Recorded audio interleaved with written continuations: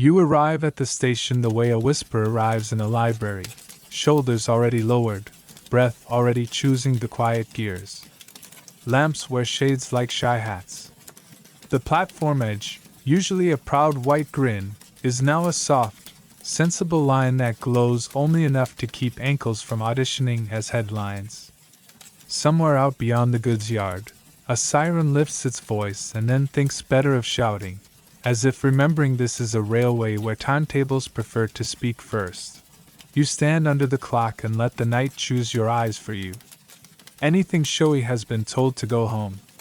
Ticket windows half closed like eyelids, posters behaving as silhouettes, the ironwork of the roof collecting a thin dusting of damp that turns every echo into a linen sound.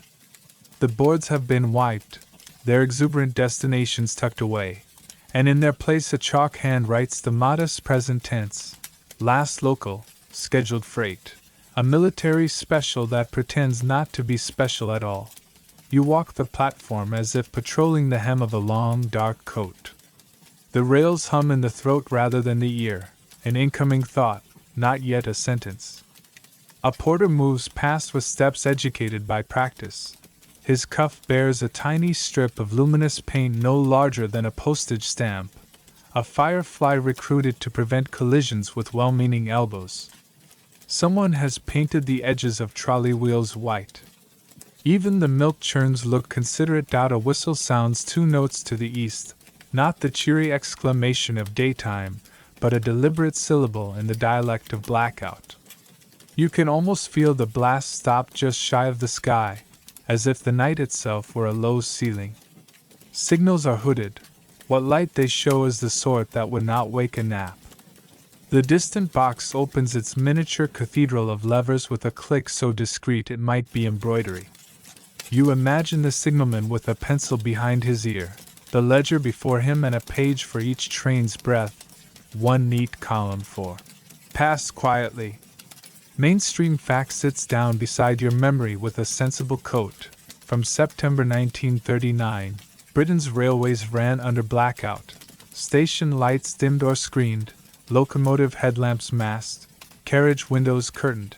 Even signal aspects were shielded so their glow would not write a map for enemy aircraft. The dim out years eased things a little later, but not extravagantly. Crews learned a new grammar of darkness, and stations learned to say please with paint and hush. You take that in with your hands in your pockets like a passenger accepting a well-explained delay. The siren lifts again, waver up, waver down, and everyone looks at everyone else in the polite way of people who will do the correct thing without being supervised. The guard folds his green flag into a rectangle the size of calm.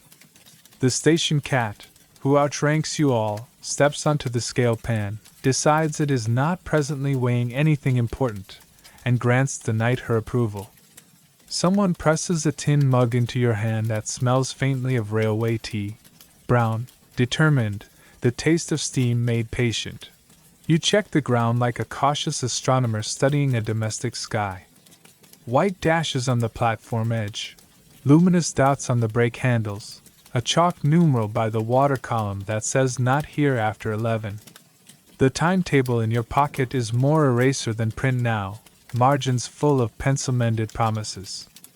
You've learned to read the smudges, where a troop movement has quietly elbowed a suburban stopper aside, where a van of medical stores will take the fast road through the night without bothering the boards, where the last homebound local waits at a siding until the siren decides time can proceed. Quirky tidbit wanders past with a basket, some station masters, practical poets, painted whiskery stripes of luminous dope on brooms and barrows. So a gliding shape would be furniture rather than an accident.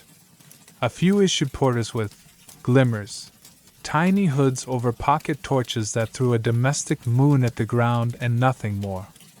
And in certain depots, the cats were put formally on the books as vermin controllers, paid in milk and union gossip. You decide, as the cat inspects your shins for procedural compliance, that this is the only sensible labor policy you've ever encountered. The eastbound freight edges in like a thoughtful thought. no headlong dash. Wartime limits have scolded the express instincts out of most schedules. The mast lamp is a half-lidded eye. The driver leans, reads the platform in silhouettes, and stops with the sort of accuracy that could be mistaken for kindness. You can smell the engine before you see its number. Damp coal, hot iron, that particular woolen smell of a crew who have made friends with weather. The firebox door opens and closes. Quick, considerate, a flash of domesticated day, and you feel your face warm for a heartbeat. Historians still argue whether the blackout saved more lives than it cost in accidents. Pedestrians and cyclists, yes, but also railwaymen feeling for couplings in yards turned into polite caves. They weigh the graphs. Tonnage moved against bruises collected, miles run against minutes lost to cautious hands. They argue, too, about whether the wartime timetable, paired, secretive, stubbornly on time when it mattered, was a triumph of organization or simply proof that necessity tutors railways better than any boardroom. You are content, for now, to believe both, that the dark taught care, and care taught a kind of speed that does not show off. A hand lamp moves in the goods yard, its shutter blinking a message that means more than it shows. You listen for the little language that crept into nights like this. 2 cautious toots for a yard move, 1 long and apologetic for a crossing held, the soft clack of a point thrown. Even silence has become procedural. No fuss when a troop train slips along the down slow, no cheer when a mail van kisses the hook and becomes part of a longer sentence. The station breathes inside its ribs, careful not to flare its nostrils. You imagine the dispatcher's pencil upstairs keeping time with the rails. Line clear, line blocked, priority whispered into a column no civilian will read. Trains acquire adjectives, perishables, munitions, hospital, relief. The night's work is a list that turns into a geography of needs. You are only a pair of shoes on a platform, yet the list includes you. The milk for this town, the letters for that, the turnips for the depot the maps call important, and the coal that will let morning continue to exist. The next local makes itself known by a rhythm that once meant gossip and now means agreement. A handful of passengers in coats that think in ration books. A home guard corporal with a face like a well-used spanner. A nurse whose bag is wider than her patients wants you to think. They speak at the level of platforms and ledgers, not the level of headlines. You help a suitcase negotiate the gap and it thanks you by not attempting to fall to its death. You look up. Between the ribs of the roof the sky is less a dome, and more a blanket drawn firm. Somewhere, somebody is arguing over maps by lamplight. Somewhere else, someone is trying to love letters into being at a kitchen table with a stub of pencil.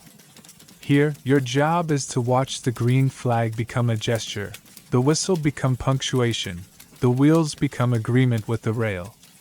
When the guard raises his flag, the engine answers with a breath on the edge of voice. The train takes the night with it in a long, well-behaved line. You finish your tea, which has acquired the exact number of tannins required to steady thoughts, and you make your own private log, lamps behaving, siren polite, 1 cat on duty, 2 whistles entirely comprehensible, 3 trains that found their places without scratching the day. The clock, more silhouette than tyrant, allows itself to be relevant. The porter chalks a small promise on the board, last connection, 5 minutes, and the word last looks less like an ending and more like a courtesy. When the all clear finally comes, it does not unlock anything with a flourish. It simply sets the room back on its feet and allows people to remember that beds exist. You stack the mugs, nod to the cat, and let your hands rehearse the move of pulling a blind half an inch higher. The station exhales like a good paragraph. You turn toward the exit that remembers your step and think, not for the first time, that trains at night are civilized the way libraries are civilized, quiet, punctual, full of other people's thoughts going somewhere important without waking the street. You climb the narrow stairs to the dispatcher as if ascending into someone else's handwriting. Up here, the night becomes a ledger. The room greets you with paper, train graphs pinned on cork, a wall clock whose tick is secretly a metronome for decisions, telephone handsets that have learned to be discreet, and, at the center of the desk, the most powerful object in 15 miles, the pencil stub. It's hardly anything to look at, shaved with a penknife to a point like a sensible thought, bandaged at the end with a sliver of ticket roll, yet it rules coal, turnips, soldiers, and sleep with the mild authority of graphite. The graph paper breathes in slopes, time up the side, stations along the bottom. Each train is a line, thin, precise, either obedient or apologetic. You place the pencil's nose at the edge of a margin and draw a decision. The 2210 perishables with 2 ventilated vans will run ahead of the coal empties, because carrots sulk and warships do not eat. The pencil scratches, the telephone murmurs, and somewhere a shunter will discover that his orders have gained a new adjective. Now, you sit in the chair they all sit in. Dispatchers' chairs are thrones with a sense of humor, and lay out the talismans, rubber, penknife, a ruler with teeth, notches from years of urgency, train register book open at a page line for confessions. There's a specials, file with its flap turned back like a raised eyebrow. Troop train, unadvertised, swift, no fuss at platforms. Ammunition, no dawdling, no drama. Ambulance train, clear paths, steady running, stations worn to dim curiosity and raise stretchers. The pencil writes each word without adjectives. It knows that adjectives spend time you can't invoice. Mainstream fact sits on the corner of the desk like a sensible briefcase. From 1941, the Ministry of War Transport coordinated Britain's railways as a single instrument, pooling locomotives and wagons, centralizing priorities, and issuing control orders through regional and local offices staffed day and night. Dispatchers, train controllers, worked with train graphs, block instruments, telephone circuits, and logbooks to thread troop specials, munitions, coal, food, and ordinary traffic through limited paths under blackout and speed restrictions. Precedence lists favored military movements, hospital trains, perishables, and essential fuel. Passenger services were paired and retimed to fit around freight that fed the war. The pencil, in short, was a civil servant with soot under its nails. Below the window the yard spreads like a spilled puzzle. You ring the west box. A 2-bell, 3-bell exchange yields that friendly, coded politeness signal men use instead of weather talk. Line clear will be offered, accepted, and taken like tea. You pencil a small triangle over the 2224, water stop added, because the crew reported a fire that sulked. The eraser, chewed, repentant, earns its keep on last hour's optimism. Coal pick up ahead of milk? It asks with its crumbs. Not tonight. Milk breathes first. War owns ships, but breakfast owns morale. A messenger boy arrives with a flap of paper that smells of rain and urgency. Admiralty stores, 2 vans extra, attached at the junction, must make the down fast. You look at your graph as a composer looks at staves, pencil hovering over notes that might become collisions if sung in the wrong order. The answer is a short overtake. Hold the empties at the loop. Let the stores slide past like a whisper. Release the empties behind the perishables so they can trail decently and not frighten lettuces with their impatience. The pencil draws, the telephone agrees, and the yardmaster's silhouette nods 1/4 of an inch in the glass. Quirky tidbit: when rubbers run out or harden into the temperament of Bakelite, dispatchers swear by fresh bread rolled into a ball as an eraser. The crumbs lift pencil without tearing paper and, as a bonus, feed the station mouse that answers only to controller. Also in the drawer, gum Arabic for sticking urgent slips to the margin, a stub of chinograph for writing on the window when paper grows shy, and 1 folded playing card pressed into service as a straightedge when rulers elope. You listen as much as you look. A locomotive's cough on the bank tells you cold quality before any logbook will. A whistle, long, level, confident, announces the ambulance special taking the curve without asking your pencil for blessing because it occupies a path you cleared an hour ago. You pencil a dot at each staffed platform on its route. Dots mean people with labels, blankets, tea, and a page in their own log where dignity is recorded in tidy numbers. Boarded 24, transferred 8, hot water 3 urns, delay nil. The pencil demotes a thing or two. Passenger luxuries, through coaches with delusions of grandeur, become sets swapped at junctions to reduce pathing nonsense. A mail van that used to think midnight belonged to letters now shares a corridor with turnips and munitions, its clerk learning to love the smell of agriculture. You draw their lines close but not touching, because close trains share signals, and shared signals are how timetables make friends. You pencil in a slow order through the cutting where brickwork sulks. War or weather, it does not matter which. The pencil cannot repair masonry, it can only make time forgive it.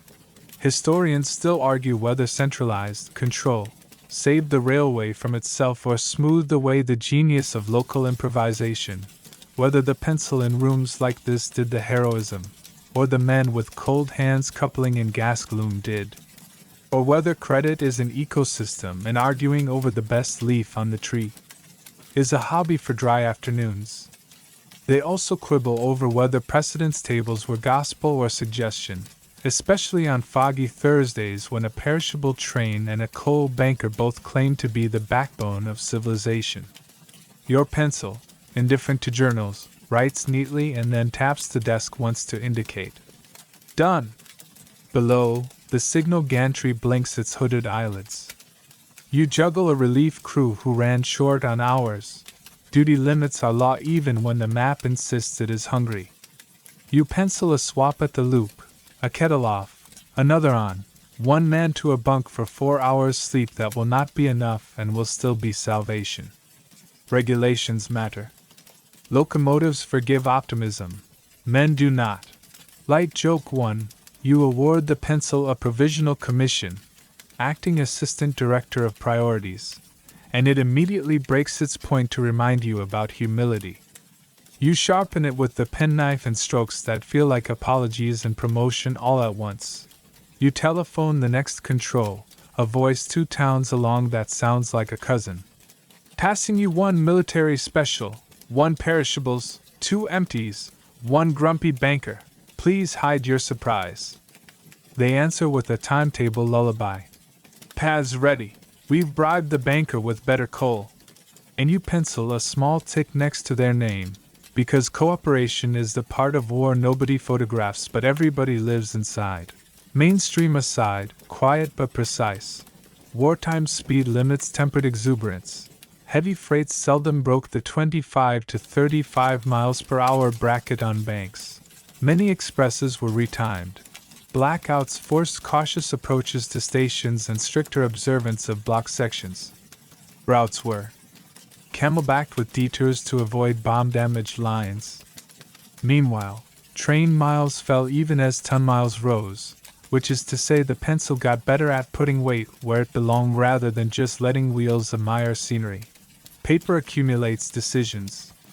You log. Accepted, 2210 perishables. Offered, 2224 empties. Priority to Admiralty, 2 vans. Ambulance, right time, delay 4 minutes. Water, coal indifferent. The register is a diary without adjectives, but when the day after tomorrow wants to quarrel with tonight, this book will win with its tone of mild, incredulous sanity. Every entry ends with your initials, which look smaller at dusk and larger after tea. Light joke 2, the timetable, poor innocent thing, still prints in ink, which means it cannot learn after lunch. You whisper to it anyway, stroke its margins, and tuck emergency penciled promises into its spine like love letters. It demurs in typography. The pencil forgives and writes around it. A runner appears with a brown envelope bearing a red stamp. Special. Do not explain. You open it with the calm of a person whose coffee is always lukewarm, overnight troop working, precise timings, crossovers to be held like theater curtains. You redraw 3 lines, erase 2, and move the coal banker 1 path later. Coal grumbles but eats patience with the same appetite it eats oxygen. Across the yard, a guard's lamp dips, once, twice. In the code of agreement that's as old as the bell system and as new as the phone on your desk. Quirky tidbit 2. When string is scarce, dispatchers reuse yesterday's threads on the big wall map. Colored cotton tied to pins to show block sections or diversions. A dab of spit makes the threads behave. When pins run low, chinograph on the window pane acquires arrows and ticks like frost drawing diagrams. Midnight bends its back. You can feel the network turning in its sleep. Northbound coal, southbound fish, eastbound soldiers with kit bags that smell of wool and tobacco and a decision they didn't make. The pencil, which began the shift as an object, has become a metronome. Tap, draw, ring, write, sharpen, sip, breathe. Outside, somewhere, a siren takes a breath and decides to keep its own counsel. Inside, the graph accepts one more line without complaint. Historians still argue whether the pencil or the whistle was the true instrument of wartime rail, control or culture, plan or habit, ledger or memory. You, with graphite on your fingers and bell codes whispering in your ear, suspect the answer is a duet. The whistle sings, the pencil gives it a key. The men in yards and the women at panels keep time. Together, the train arrives at the place where its necessity was waiting. Light joke 3. When dawn's first bird heckles the roof, you consider adding it to the precedence list. Wren's path as required. And then refrain, because nature rarely signs for consignments. Instead you log the last item of the hour, mail plus turnips attached. 28-minute early, not a TYPO, and underline it for the pure, illicit pleasure of being better than promised. You put the pencil down. It is half a stub now, half a promise to return. The graph looks like music a sensible person would dance to. Below, a yard lamp blinks its shuttered eye and closes for a yawn. You close the register, set the pencil beside it like a bookmark, and allow yourself 1 tea the color of resolve. When you rise, the chair sighs as if relieved to be unthroned. The next dispatcher nods at the pencil with the respect one uses at churches. You descend the stairs into a station that believes in timetables again, a little, because the night made good on its penciled vows. You learn night by listening to it talk and steam. In the blackout, sight is a guest with restricted privileges. Hearing gets the job. You stand at the end of the platform where sleepers begin to think about countryside, and you tune your ear to the pitches, the soft breath of injectors, the conversational clank of couplings, the sandshaker's dry whisper when a driver asks for manners on a greasy rail. Then the whistle, tamed, precise, writes punctuation in the dark, and a whole railway reads it without anyone lifting a lantern too high. You meet the whistle like you meet a librarian, quietly, with respect for the rules. Day whistles show off, night whistles obey grammar. A long, level blast down the straight is not bravado tonight, it's a polite. Approaching, keep your temper. 2 brisk notes toward the guard mean, ready, where a flag might have fluttered by day. A staccato chirp behind the box hints. Yard move, stand clear. The sort of courtesy that keeps shunters' boots attached to shunters. None of this is written in stone. Much of it is written in habit, the kind crews agree on at mess tables and prove on foggy Tuesdays with their lives. Signals learn modesty. The tall posts that by day wink green and red become monks. Hoods fitted over lenses. Aspects narrowed to little cat's eyes that only a cab at the right angle can see. Distant signals, that old promise of what comes next, glow as if ashamed of their own optimism. Even ground frames put on little helmets, shades of tin or canvas that say, "Yes, I'm lit, but I won't tell the sky your business." The line side, W, boards, whistle reminders, still stand, but the blast they invite is shorter, tidier, a throat cleared rather than an aria. You shake the habit of looking far and adopt the discipline of hearing near. Mainstream fact sits beside the water column with the calm authority of a rule book.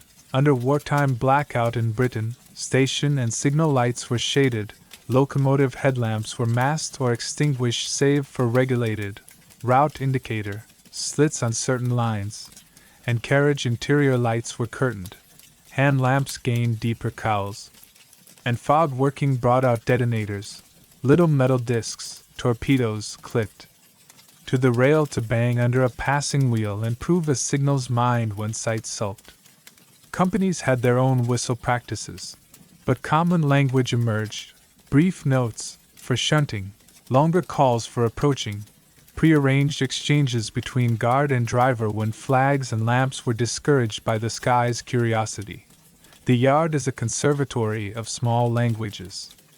A shunter's hand lamp, shutter cracked just enough to be useful, blinks in a code passed down with mugs of tea.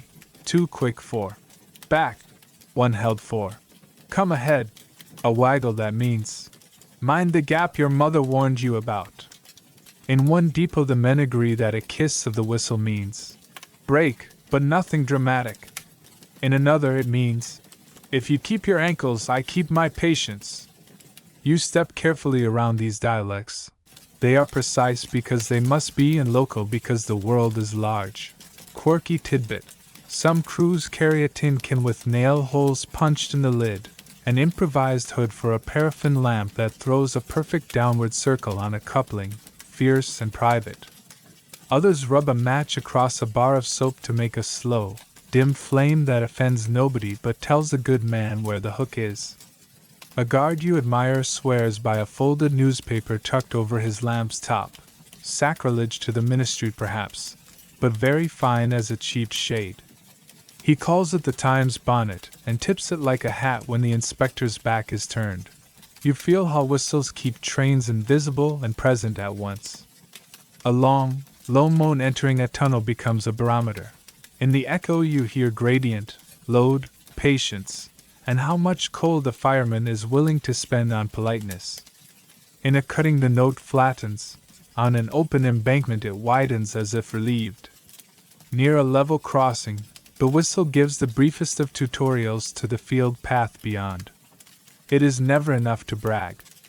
The night dislikes bragging. When the engine lifts the safety valve, the hiss hides adjectives and just says, "Here." The signalman's bell code answers back in percussion. One, then pause, then another, the old block discipline that keeps iron pleasantly surprised. Train out of section, is line clear? Music that does not care for applause. You feel the box's logic through the soles of your shoes. A hooded green at the starter grants a sentence its verb. The driver returns a modest toot that might as well be, "As you were." The guard, from his van, replies with his own little green eye, lamp shaded, lens jealous, an illuminated agreement between acquaintances. Historians still argue whether the blackout made railways safer by slowing their arrogance, or more dangerous by strangling their sight. Did the reduction in speed and the increase in listening save more men than trip hazards and unlit yards cost? They examine accident reports that speak in tidy prose about things that were anything but tidy. They weigh the invention of fog detonators past and present, the training of fog men stationed like punctuation marks along the line, and the starched calm of committees that wrote, afterward, about human error as if men were sums. You hear the debate and translate it into what your bones already know. Caution is a speed of its own. Light joke one. You try to hum the whistle codes as if they were a song. The porter suggests you are more LMS at rush hour than GWR him.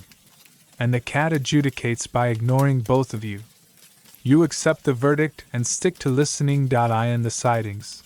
The couplings talk and clinks, some boastful, some apologetic. The foreman's voice, kept low by habit, names wagon numbers like family. A tiny kitchen on wheels, canteen coach, breathes soup at 2 in the morning that smells of desperate competence. A driver, boots salty with miles, leans from his cab and gives one small courteous note before taking the down line, and you feel the station relax an eighth of an inch. Whistles, used this way, are manners you can hear. Mainstream aside, measured and unromantic, not every railway consented to the same headlamp or whistle regulations. Some regions permitted a shielded lamp for route identification. Others demanded darkness absolute on the front, relying on signaled authority and the driver's knowledge. On foggy nights, fogmen, posted at signals, placed detonators and waved greased lamp paddles with solemn economy. Overhead, civil defense orders masked street lighting so thoroughly that crossing keepers developed a sixth sense for footsteps and bicycle bells. In all this, hand signals and whistle codes thickened into a kind of folk law, strong where the book was thin, obeyed because no one wished to become an anecdote. You walk down to the crossover where rails converse at right angles and feel the whistle from the next arrival touch your coat before your ears admit it.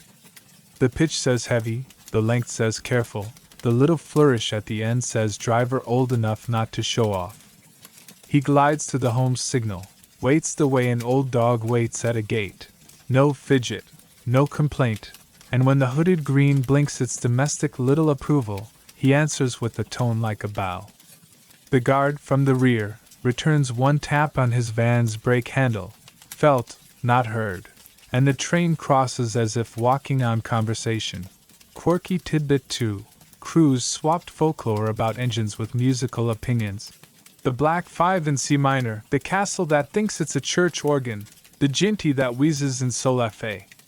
A fiddler with a harmonica once tuned his reeds to a favorite engine's whistle and played duets on a dinner break until a foreman threatened to ration art. You are not entirely convinced the foreman had the jurisdiction. The whistle is also a letter opener. You hear a long call on the up line and you know a mail is in it, because the note begins sensible and ends hopeful, as if aware that sacks will become envelopes will become hands. For ambulance trains the whistles do not sing unless required. The line clears itself by prior arrangements, and the horns keep their counsel. For munitions the calls are sparse, the guard's lamp severe. For perishables, the whistle has a way of smiling without teeth. Light joke 2. A new lad tries a jaunty flourish at the W board. The old driver beside him lifts an eyebrow so sharp the note falls flat by itself. Lesson learned. In blackout, charm is a daylight sport. There are accidents even in good grammar. A yard lad slips. A detonator pops under the wrong axle and wakes everyone's heart. A fog bank pretends to be cooperation until it isn't. The whistle becomes an ambulance, then, a series of signals no book wrote and everyone understands. Come, help, stop, think. You witness one such moment turn into competence in less than a minute and write it afterward in your pocket memories log as proof that knights can be kind when men decide they will be. Historians still argue whether these vernacular noises, the whistle codes, the lamplight winks, the bell taps, are really systems, worthy of footnotes, or just charming anecdotes from a time when iron and punctuality were fallible. They miss the point with tidy enthusiasm. The point is breath and trust. A post blows a shaded green. A man answers in steam. Another man, 50 yards away, hears the answer and does the next right thing. Light joke 3. You consider petitioning the ministry to recognize the whistle as a second language on identity cards. Reads and writes in steamish. And then decide the paperwork would be unbearable. Towards morning the notes grow wider apart, as if the railway, having kept its promises, allows itself to speak only when spoken to. The last down freight gives a single courteous farewell and disappears into a cutting that smells of wet earth and sleep. The signalman's bells grow comfortable. You pull your collar up and feel, not the end of night, but the loosening of its rules. When the first bird with opinions throws its own whistle into the air, the engine at the platform answers with steam alone, a white gesture that needs no sound now. You lower your shoulders and think, with an affection you didn't expect, that blackout whistles taught everyone a kind of grace daytime would never have demanded. You make your own tiny log before the kettle takes charge of priorities again. Hoods behaving, detonators unneeded, 2 goods and a local conversant, 1 lad promoted from jaunty to adequate, 3 whistles that made the hairs rise on your arm in a good way. The sky bruises toward day. Signals will lift their eyelids soon. Until then, the railway keeps humming its quiet grammar, and you keep listening in the language you learned the first week you stood where iron meets in tension. Less looking, more hearing, always manners. You take the logbook the way a priest takes a missal. 2 hands, quiet wrists, the page turned as if it might answer back. Down here in the box the night is a cupboard of small certainties. The block shelf with its bells breathing politely, the lever frame lying like a comb in a gentleman's pocket, and the train register book open at a line spread that asks you to put the railway into sentences without adjectives. Date, time, line clear, train entering section, train out of section.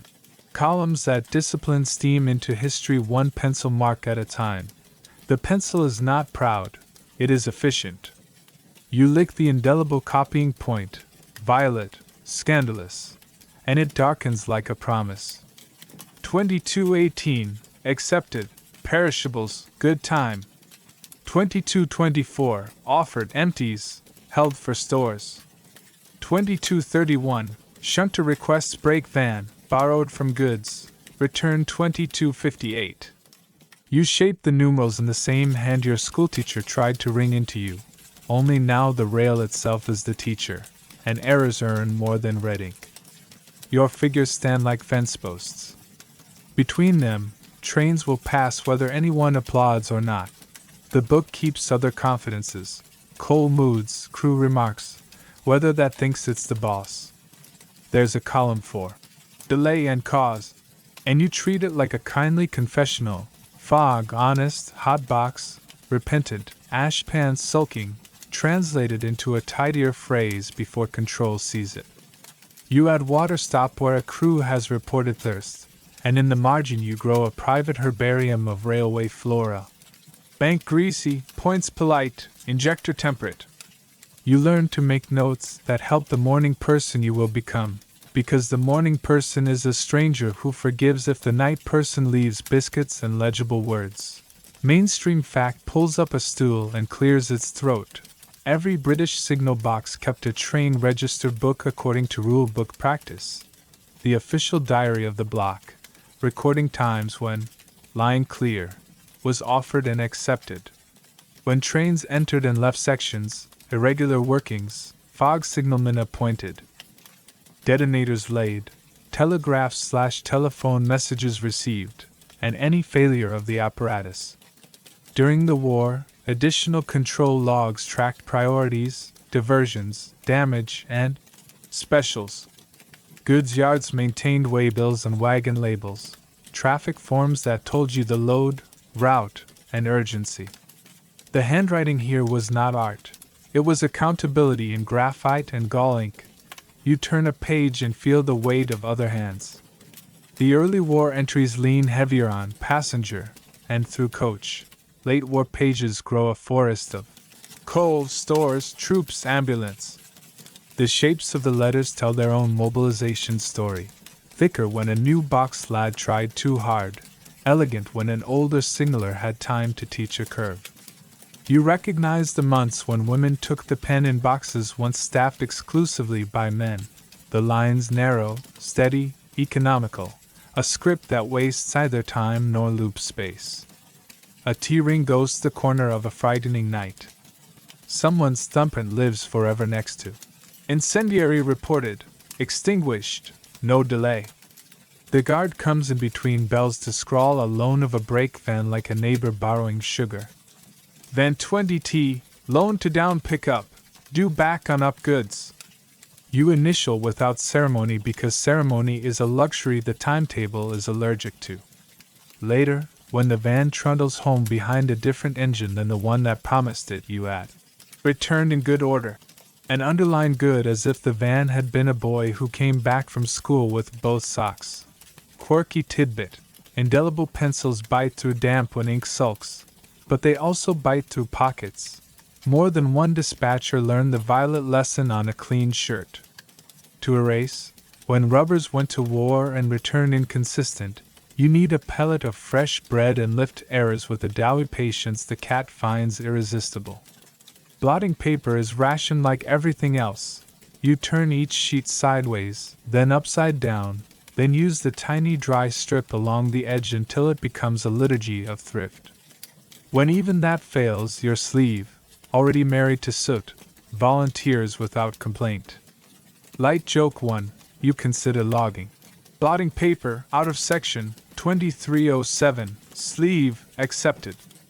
You write the box's conversations into the margins, not as gossip, but as a memory palace you can rehearse under pressure. Controller advises hold perishables if troops special late. Priority rotates. Foreman complains coal poor. Expect water conscience at the summit. Bridge gang requests slack 310. Right-hand runner only. These are not literature. They are breadcrumbs for tired brains. You mark a tiny star beside things the next shift must not miss. You leave a curl of arrow where you want them to look before they look out the window and try to remember where the world lives. Historians still argue whether these registers are transparent windows into the railway's wartime soul or polite screens that hid the panic. Were delays smoothed by euphemism? Or were the books brutally honest because the men and women who wrote them were too tired to invent synonyms? Archivists point to unlovely words.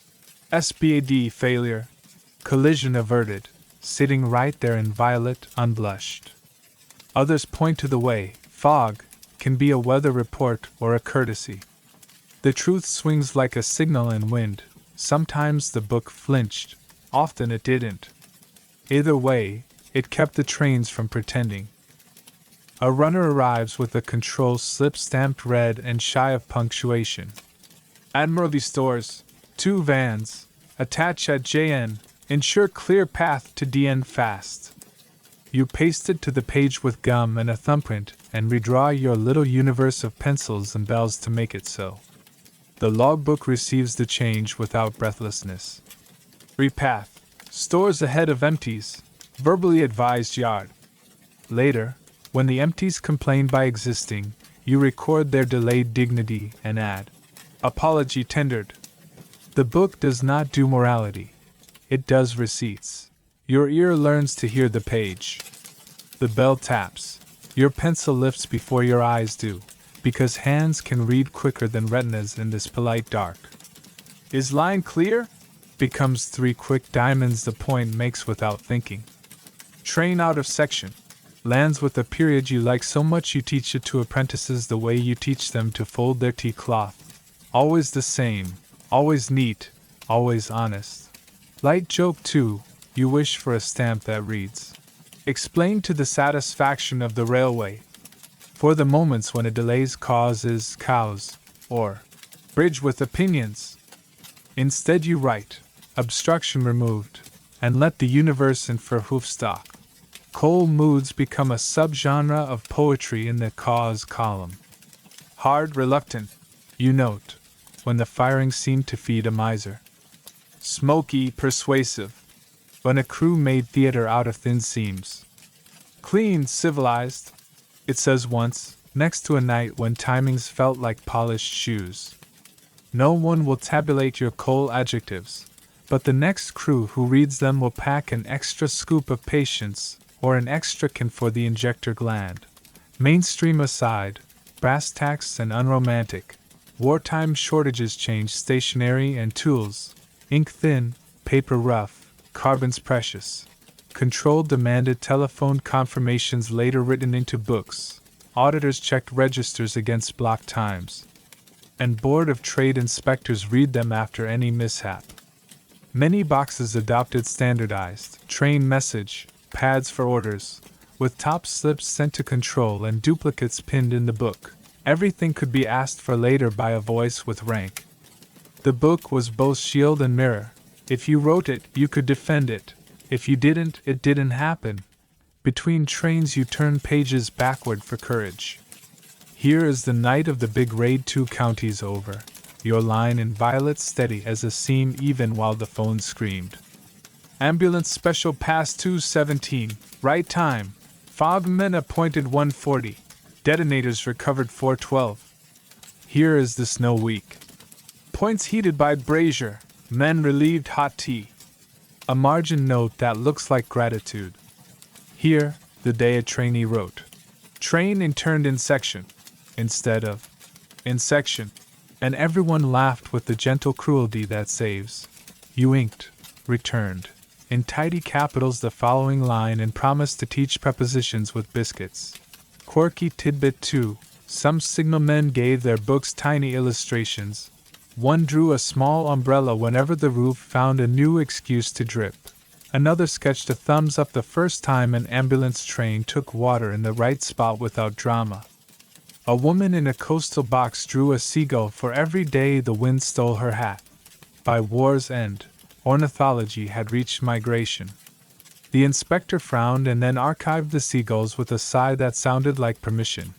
The book keeps a page for borrowed things. Detonator tins, spare flags, a hand lamp you refused to let the shunter take because last time it came back with opinions.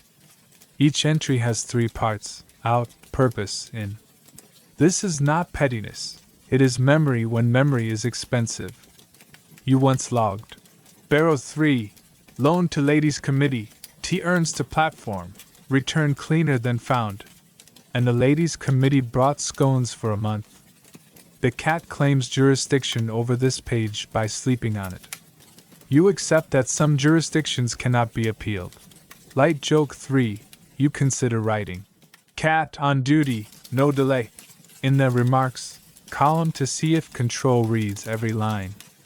You don't, because the cat already knows she's in the book, and vanity should not be encouraged in staff. When the relief signaler arrives, you read your page aloud as if swearing an oath, finger steady under each line, voice even. They nod at each item the way doctors nod at pulse, breathing, temperature. You pass the pencil with a flourish inappropriate to graphite and entirely appropriate to ceremony. The book changes hands and remains itself. Outside, a down freight says thank you in steam that fogs the lower panes and then clears. You watch the fog recede from the glass and imagine the page doing the same. In, recorded, out, remembered. Historians still argue whether the survival of these books is luck or system. Were they treasured because someone knew they were future, or kept because railway people keep everything that has a number on it? They cite boxes whose registers burned, and others whose neat stacks became gospels for towns that forgot how close the war came. You put the elastic round tonight's volume and lock it in the drawer that also contains a spare pencil, a crumb of bread, and a clean blotter folded like a secret. You switch the box lamp to its lowest confession and step outside. The platform air tastes of wet iron and done tasks. You touch the pocket where your private scraps live, things you'll rewrite in the morning for nobody but yourself. Write clearer, Sevens. You scold your hand. Stop calling Ashpan mood. The station cat escorts you to the steps with a tail like an exclamation point. You add a final mental line to the book that only exists in your chest. Trains, accounted for. People, accounted for. Night, entered, worked, exited. You descend to the platform certain that a railway written down is a railway that will wake up in one piece. You climb into the cab the way you'd enter a chapel that burns coal instead of incense. Heat lives here politely but without apology, curled around the firebox door like a lion that knows you brought the meat. The shovel leans in the corner with the authority of a bishop's staff. The fire irons lie across the tender like punctuation. Dart, pricker, slice, rake, each with its own conjugation of mind how you go. Tonight's sermon is on the text of Not Quite Enough Fuel, a scripture you have learned to preach without smoke betraying the whole paragraph to the sky. First you read the coal the way a tailor reads a bolt. You plunge a hand into the tender and let the knuckles do their seeing. Size, moisture, attitude. Good Welsh steamed coal would purr under the shovel. Tonight's lot is a mixed choir. some lumps that might sing, some slack that prefers mime, one or two pieces with ideas above their station. You shovel a test charge and listen. The fire answers in grammar, crisp crackle, keen, dull thud, sulking, hiss where an unwelcome dampness steams its opinions into the air. The driver glances across without turning his head. You nod back a promise made in heat. You fire on the run the way a cook seasons while guests are already at the table. Door open, the wide eye of the world. 1, 2, 3 slices, fan spread to the corners, door closed. You never heap in the middle. That's how smoke becomes politics. You read the gauge glass, the boiler's polite thermometer, and nurse the needle up with shovelfuls that aspire to become pressure instead of poetry. The blast pipe's rhythm writes a metronome across your chest. You learn to anticipate rather than react, building heat before the gradient announces its intentions. Shovel, step, place, door, never longer than a sentence. Mainstream fact, sitting sturdily on the reversing lever. Wartime Britain rationed quality coal and diverted the best steaming grades to the most critical duties. Locomotives often burned inferior mixes, including smaller, nuts, and slack, and railway companies published firing circulars urging economy, thin fire, clean corners, avoid smoke, which betrayed position during alerts and annoyed inspectors always. Firemen used brick arches to improve combustion, dampers to regulate draft, and injectors to keep water at the right place in the glass. Speed restrictions and blackout working demanded smooth, non-theatrical firing to maintain steam without flamboyance. You nod at the brick arch like an old friend with a good back. You take up the pricker to teach the fire its table manners. Around the bars, throat first, a gentle knit, not a stabbing. Pry airways open where clinker, that sullen marriage of ash and minerals, tries to lay down law. Along the sides, corners are liars, they hoard heat and forget to breathe. Then a delicate draw across the back to break up the self-satisfied crust that thinks it's earned tenure. You learn the sound of the pricker through your wrist bones, ring where bars are clear, grumble where ash packs tight. The driver eases the regulator, the blast shifts key. You adjust without asking, because asking wastes breath. Quirky tidbit, some firemen carried a potato, yes, a potato, to toss onto a hot spot when the injector sulked. The steaming spud let off moisture that briefly tamed draft and bought 10 forgiving seconds while the water took.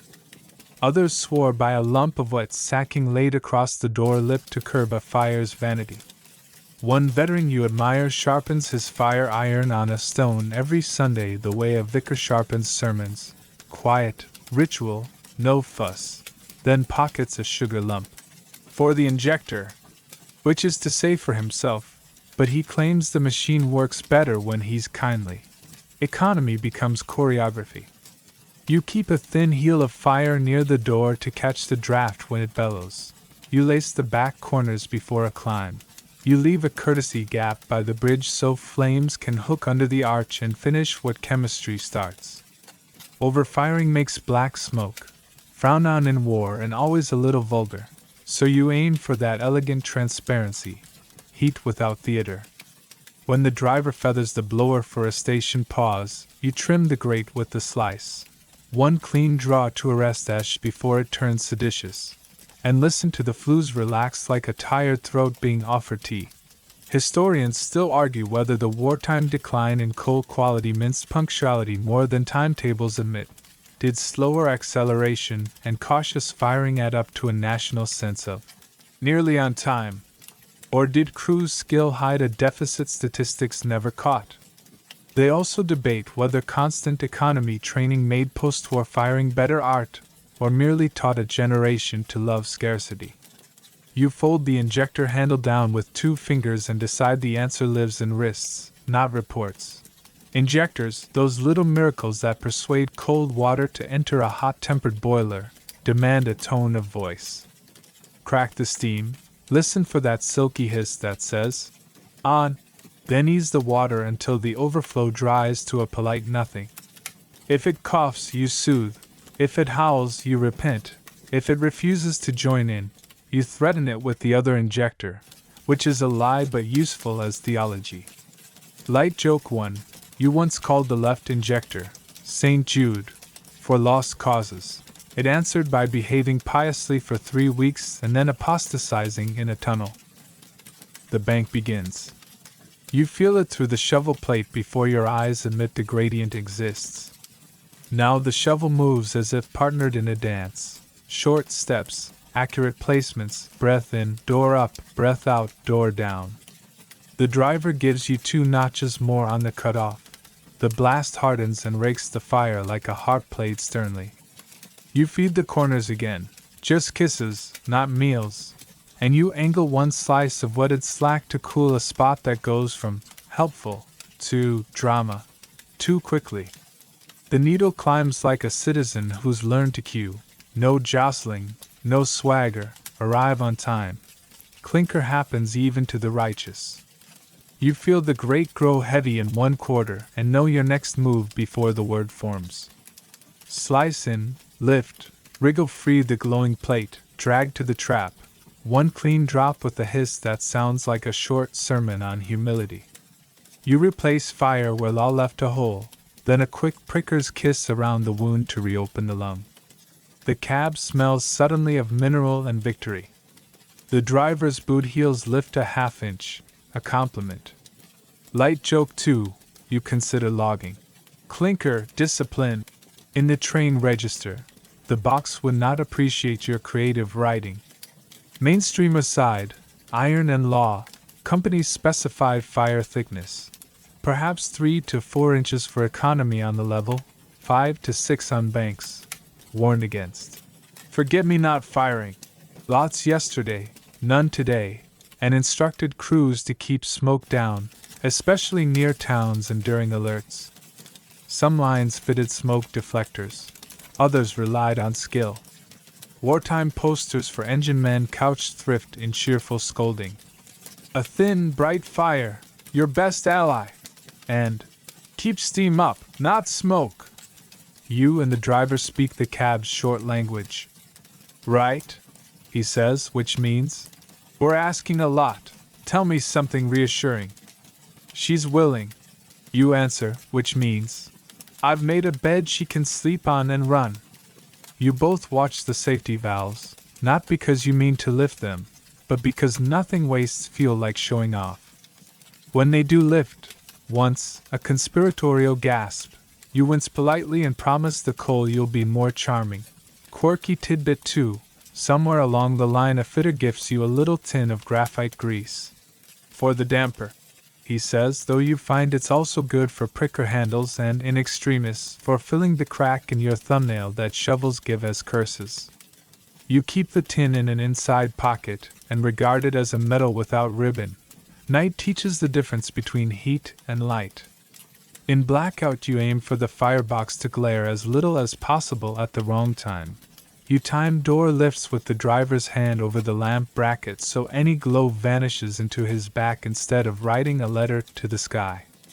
You learn to scuttle, door, shovel, door, in the briefest slices, and you can feel when the blast will draw the flame back instead of flinging it outward.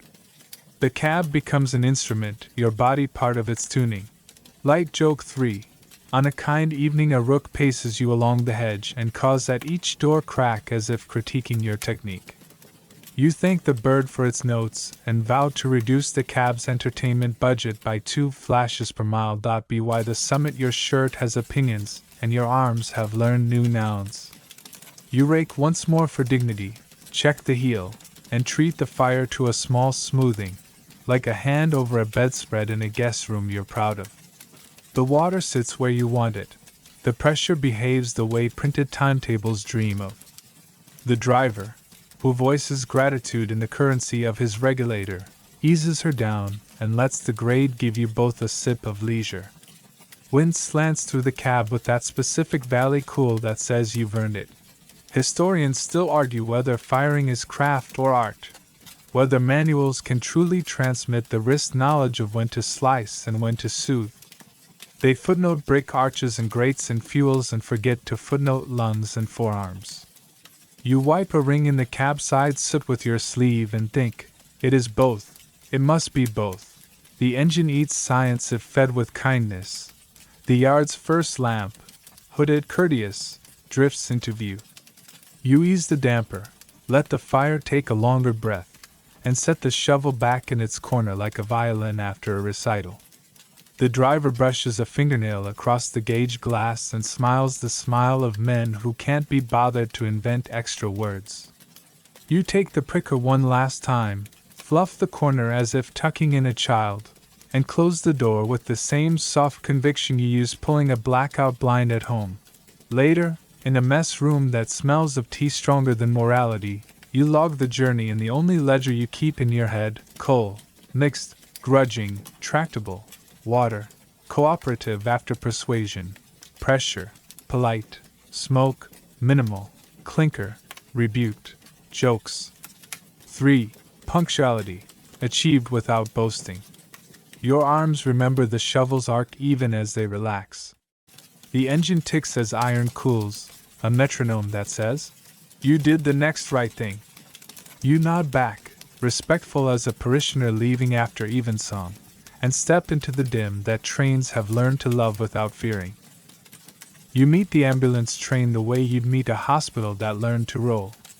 It breathes linen and hot water, coal and carbolic, and it wears its gentleness like insignia: red crosses painted crisp on its flanks, blackout curtains trained to be kind rather than theatrical.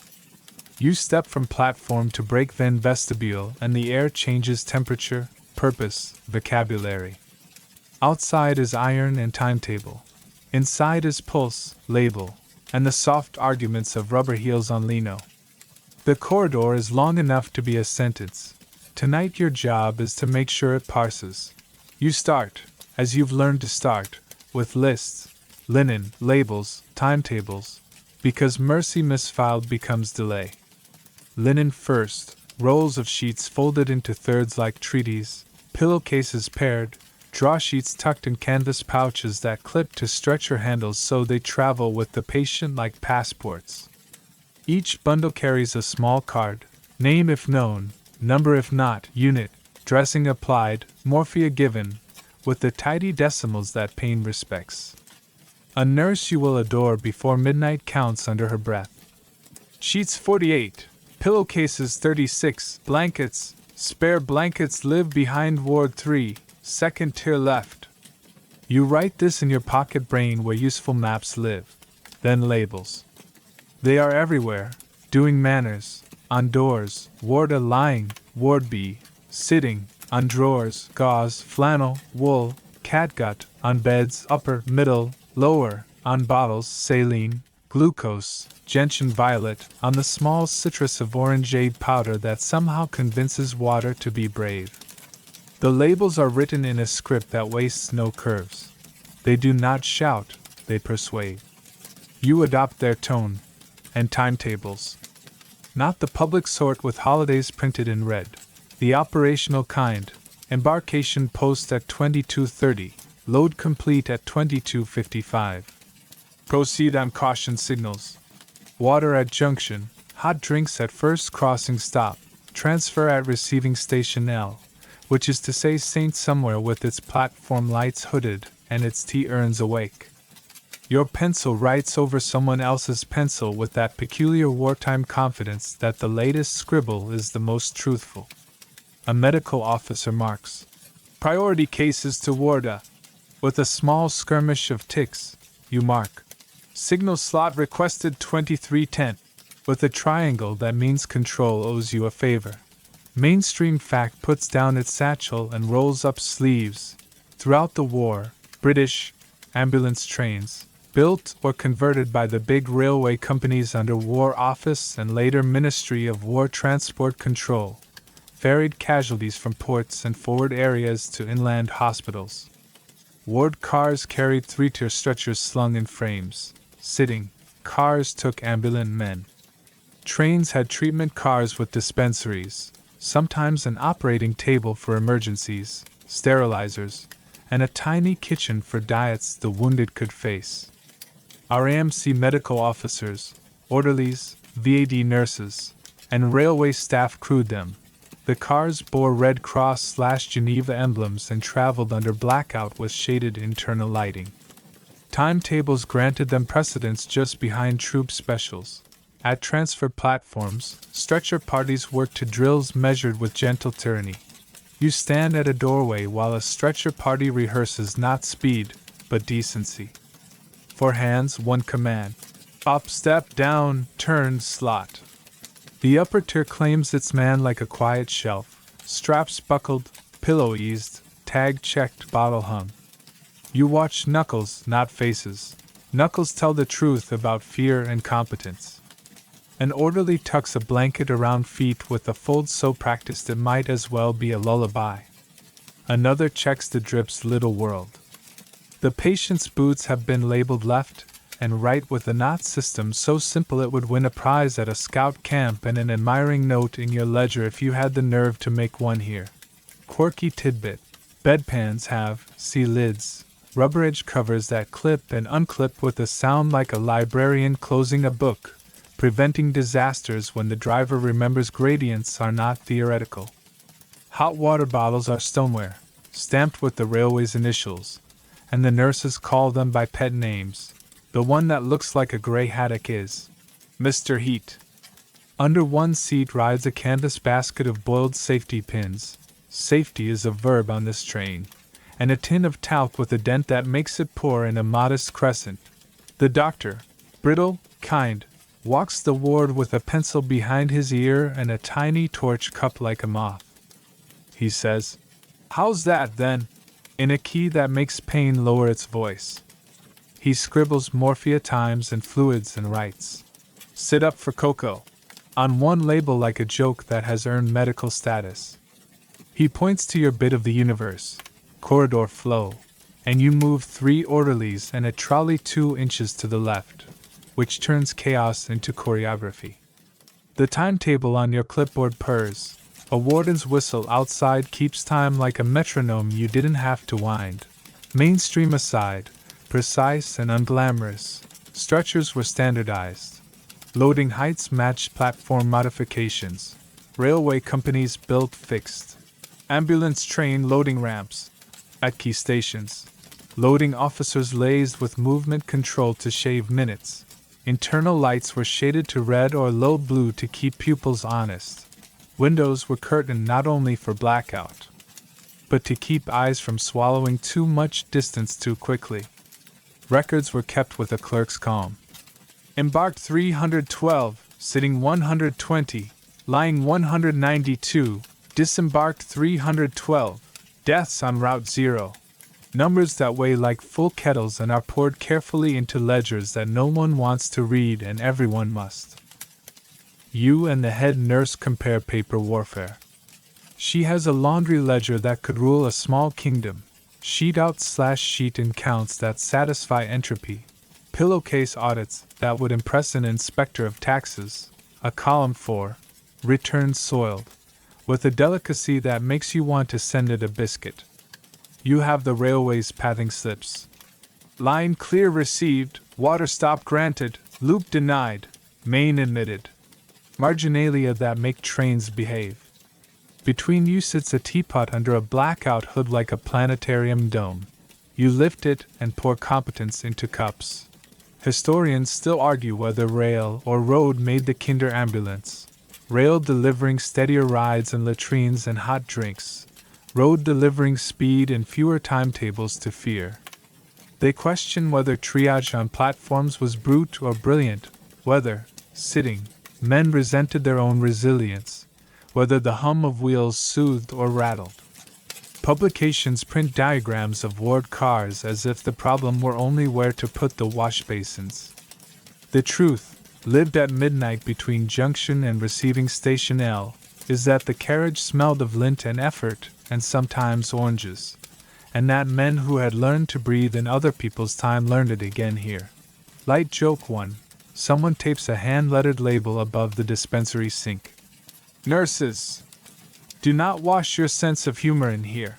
And the matron, who could freeze water at 50 paces when misapplied, allows it to remain. The water runs even warmer thereafter. A trolley wobbles. You put 2 fingers on its shoulder, and it straightens as if chastened. A corporal, face a map of tired hills, asks if the train stops for anything like cocoa. You point at the van where the WVS women ladle steam into cups that behave like sedatives. The corporal nods as if he'd promised reinforcements. You check the label on his blanket. Sitting, head wound dressed, jokes permitted, and allow yourself a smile that wastes no time. Quirky tidbit 2. The pharmacy car keeps a drawer of barley sugar rationed by need and merit. Orderlies swear it can stop certain kinds of homesickness. You try one on a night when the timetable invents a new form of impatience and find your jaw agrees. There is also a tin of grease pencil stubs for writing on bottles and, if necessary, on polished booths that keep forgetting which way to point. Outside, control keeps its bargain. The bell codes beyond the curtains behave. The loop clears like a throat. The down fast grants you a green that feels like gratitude. A shunter waves you through, as if pushing a pram into sunlight. You log without writing. Station A, 3 minutes. Junction, water, 5. Gradients gentle. Stretcher drills, fluent.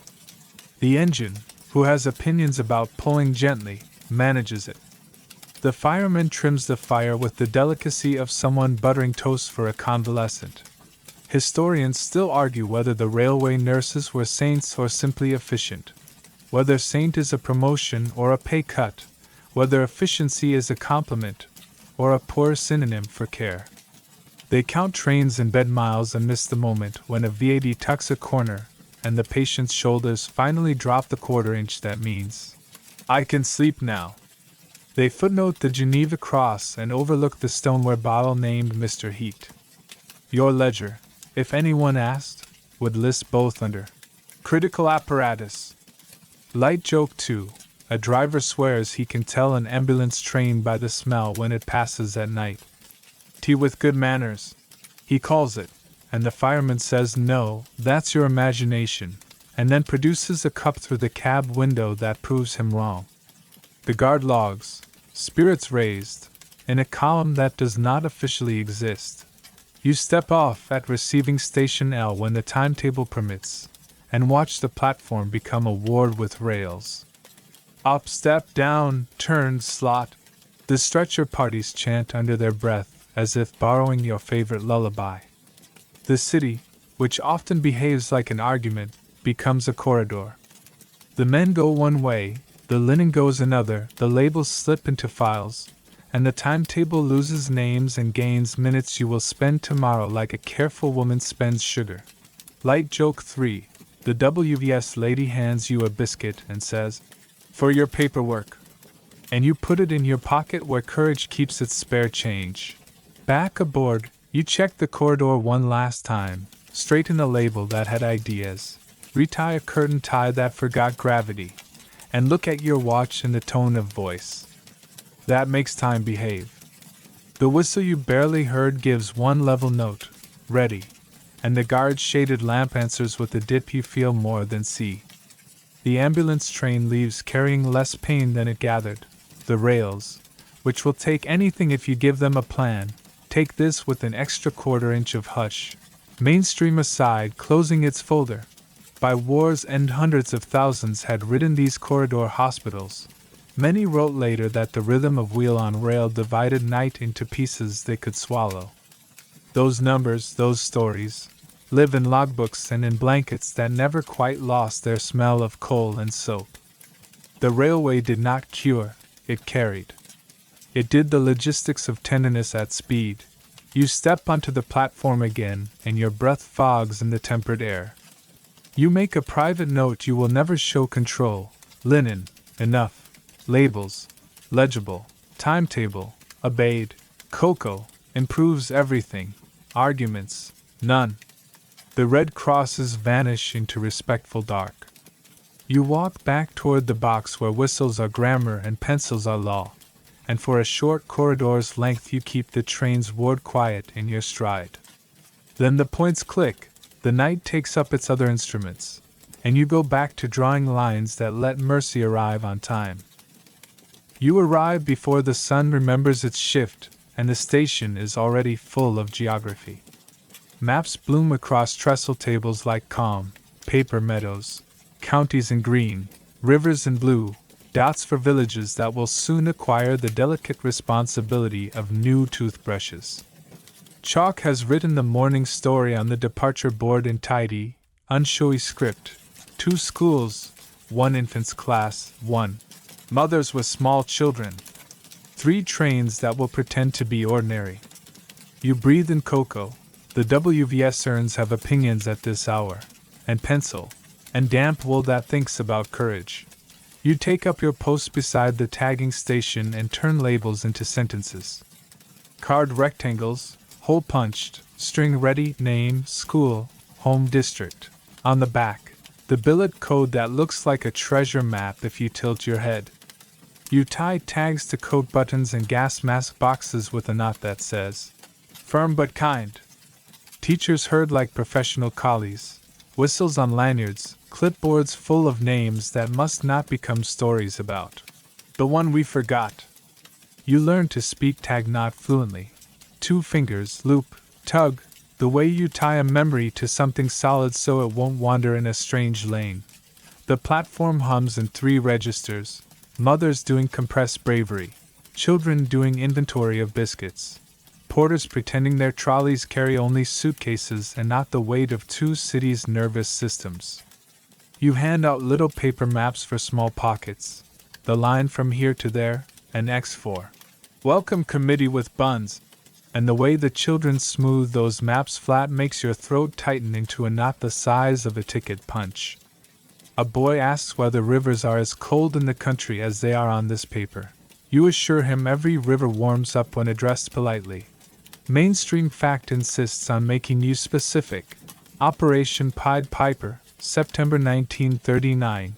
Over the first days, roughly 1.5 million people evacuated from British towns under the government evacuation scheme.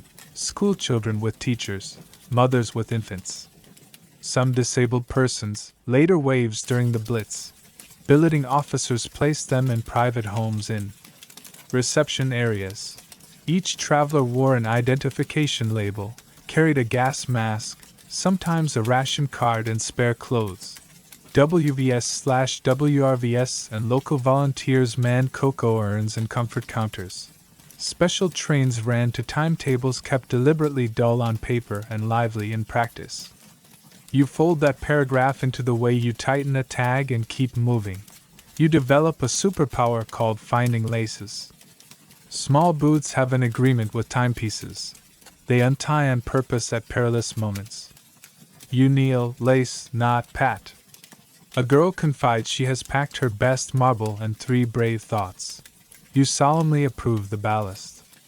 Mothers lean in to whisper last instructions about thank you notes and bedtimes, and not making a fuss about beetroot. Your job is to let those words land and then nudge everyone into the tidy geography of waiting. School A under the poster with the lake, School B by the bin marked umbrellas, infants by the pillar that pretends to be a tree. Quirky tidbit. Some schools brought walking ropes, lengths of clothesline with knots like small handshakes, so little ones wouldn't wander. One headmistress keeps hers in a cake tin labeled sponge to confuse any thief with a sweet tooth. Billeting officers wield poetry and ledgers, ticking off cottages that can manage. 1 boy who plays the recorder, harmless. And 2 sisters, sturdy, not fussy about chickens. Meanwhile, the WVS ladies dispense enamel mugs of cocoa that smell like grammar school afternoons. They have a ladle technique that could stop a riot, and a biscuit tin that never admits defeat even when it has. You keep an eye on pets because heartbreak wears feathers. The poster says no animals. Reality arrives in a shoebox with air holes and eyes like commas. A budgie named Admiral trembles like punctuation. A volunteer with a sensible hat negotiates an adoption with a porter who promises to speak fluent budgerigar. A girl produces a tortoise from a pocket. The tortoise declines to comment. You note all of it mentally under logistics of affection. A column the timetables forgot, and your pocket adds back and out a whistle. Brief, tidy, gathers the first column of children into motion. Teachers call by surnames as if conjuring order, and order arrives wearing small coats. Each child's label makes a soft pop against wool. The sound becomes a chorus. You count 1, 2, 3, 12, your pencil keeping pace with the ledger that only exists in your chest. The guard watches with a face that has earned its quiet. His van smells of string and determination. He lifts a hand lamp with the shaded eye you've come to like at night. Even by day it behaves as if the sky might be listening. Historians still argue whether evacuation was kindness or just competence, whether countryside beds mended city lungs, whether loneliness taught resilience, or just echoed, whether class went on tour and everyone learned each other's cutlery rules for good or for ill. They compile studies, educational gains, nutritional improvements, episodes that taste like lost decades later. They argue whether the hurried returns during the phony war, then the second waves in 1940, scrambled the arithmetic of attachment. The long-term effects remain contested. The papers say in voices that haven't knotted a single tag. You tie another knot and think gently, both can be truer than either. The station's maps get dotted with pins, one for each billet already matched, one for each spare bed promised by a villager who said, "Send me whatever size, we'll make it fit." You carry pins in your pocket and give them small ceremonies. The billeting officer writes in a hand that looks like patience.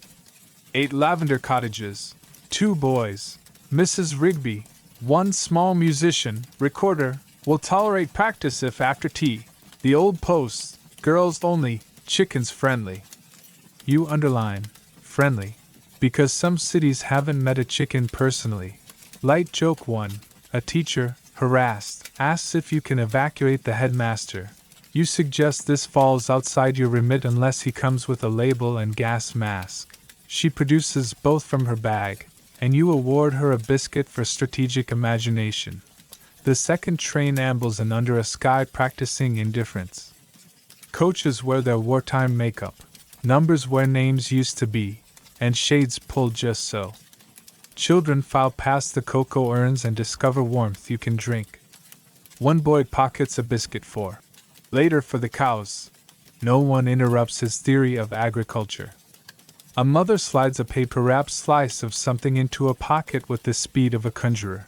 You pretend not to see and later adjust the tag string so the packet won't fall out between here and somewhere green. Mainstream aside, admin with a soft edge.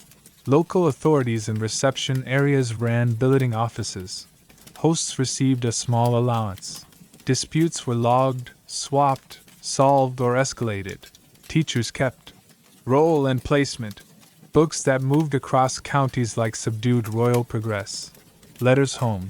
Nights were scheduled, and some schools included stamped postcards with pre-printed, "Arrived safely," words to calm kitchens instantly.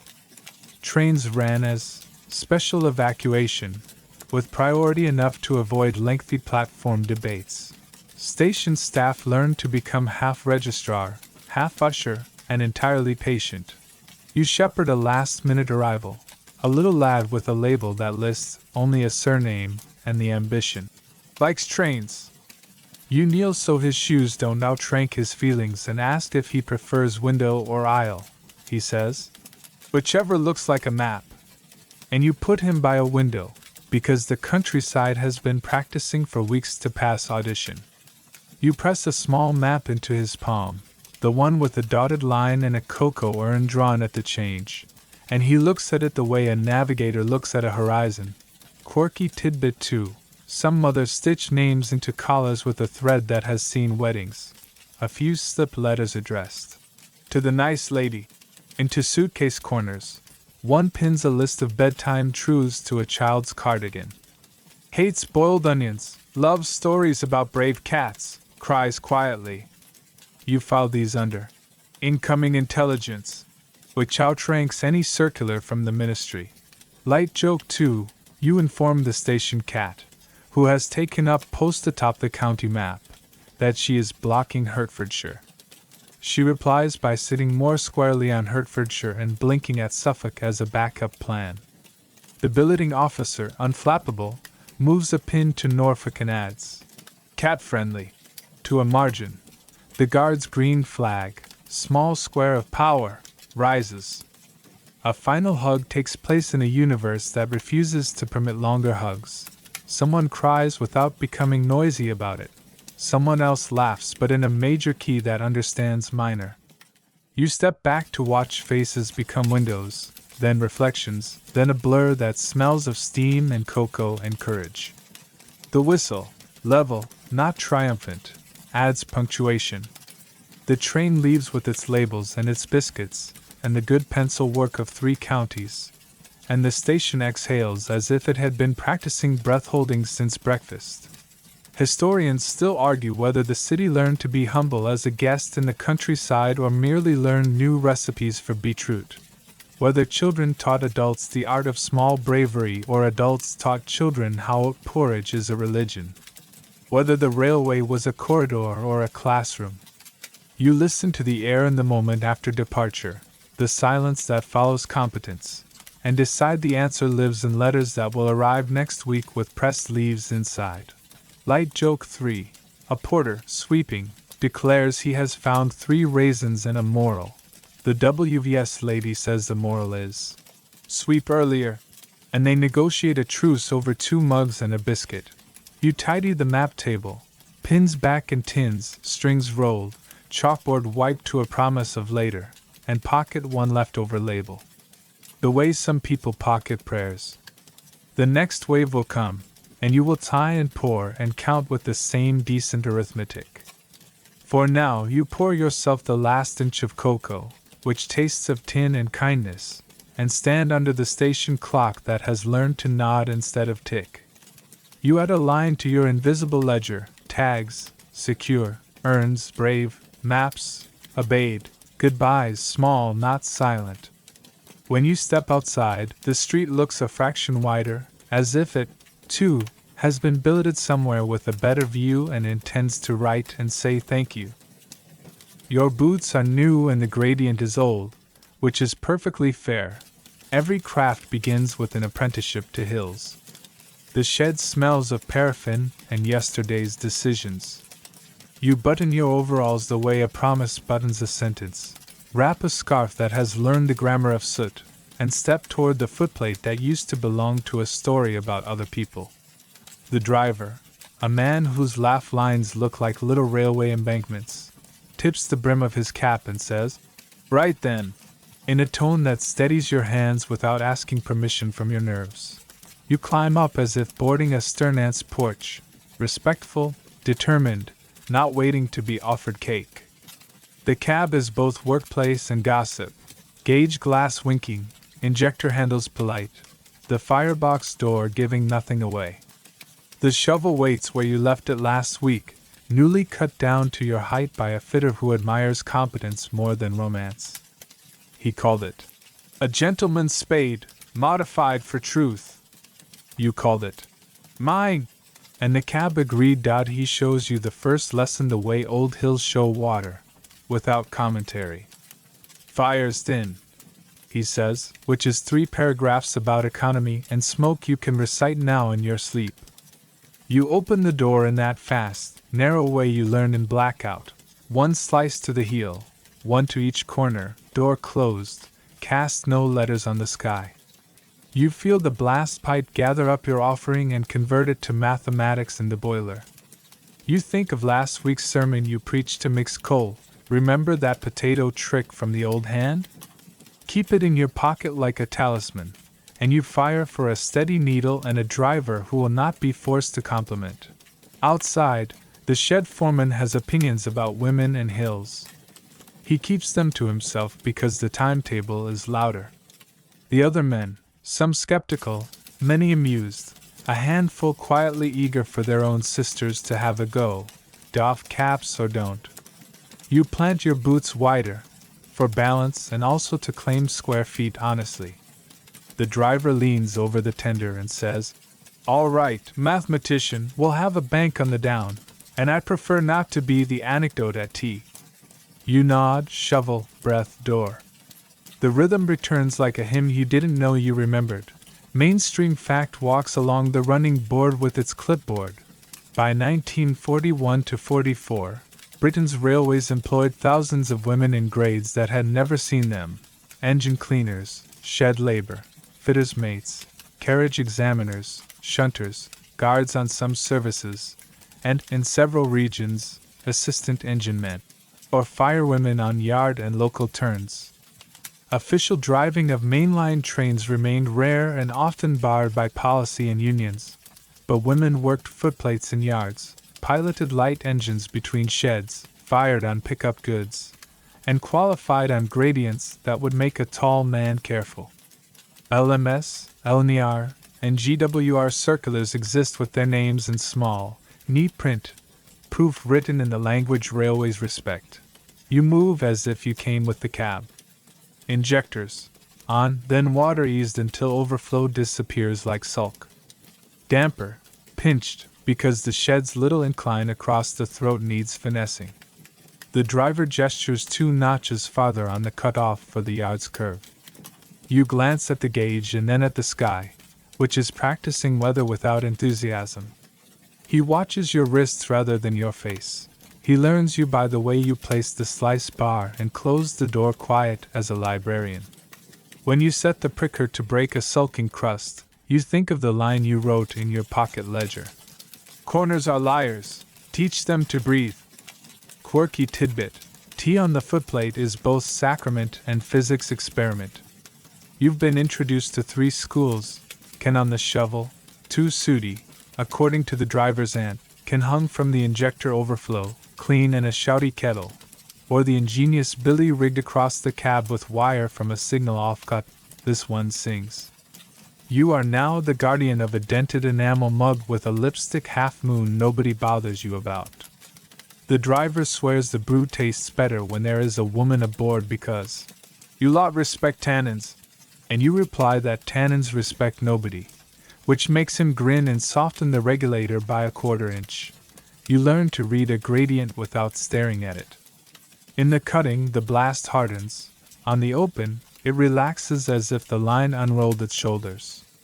You anticipate instead of react. You build heat before the bank asks nicely. You leave an air corridor under the arch so flame can turn corners without sulking. The driver says, "She's willing."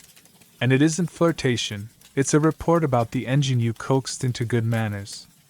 He reaches for the whistle, gives the shortest civil note, and you think, I can do this and hum at the same time. Light joke 1. You hum what you claim is Handel.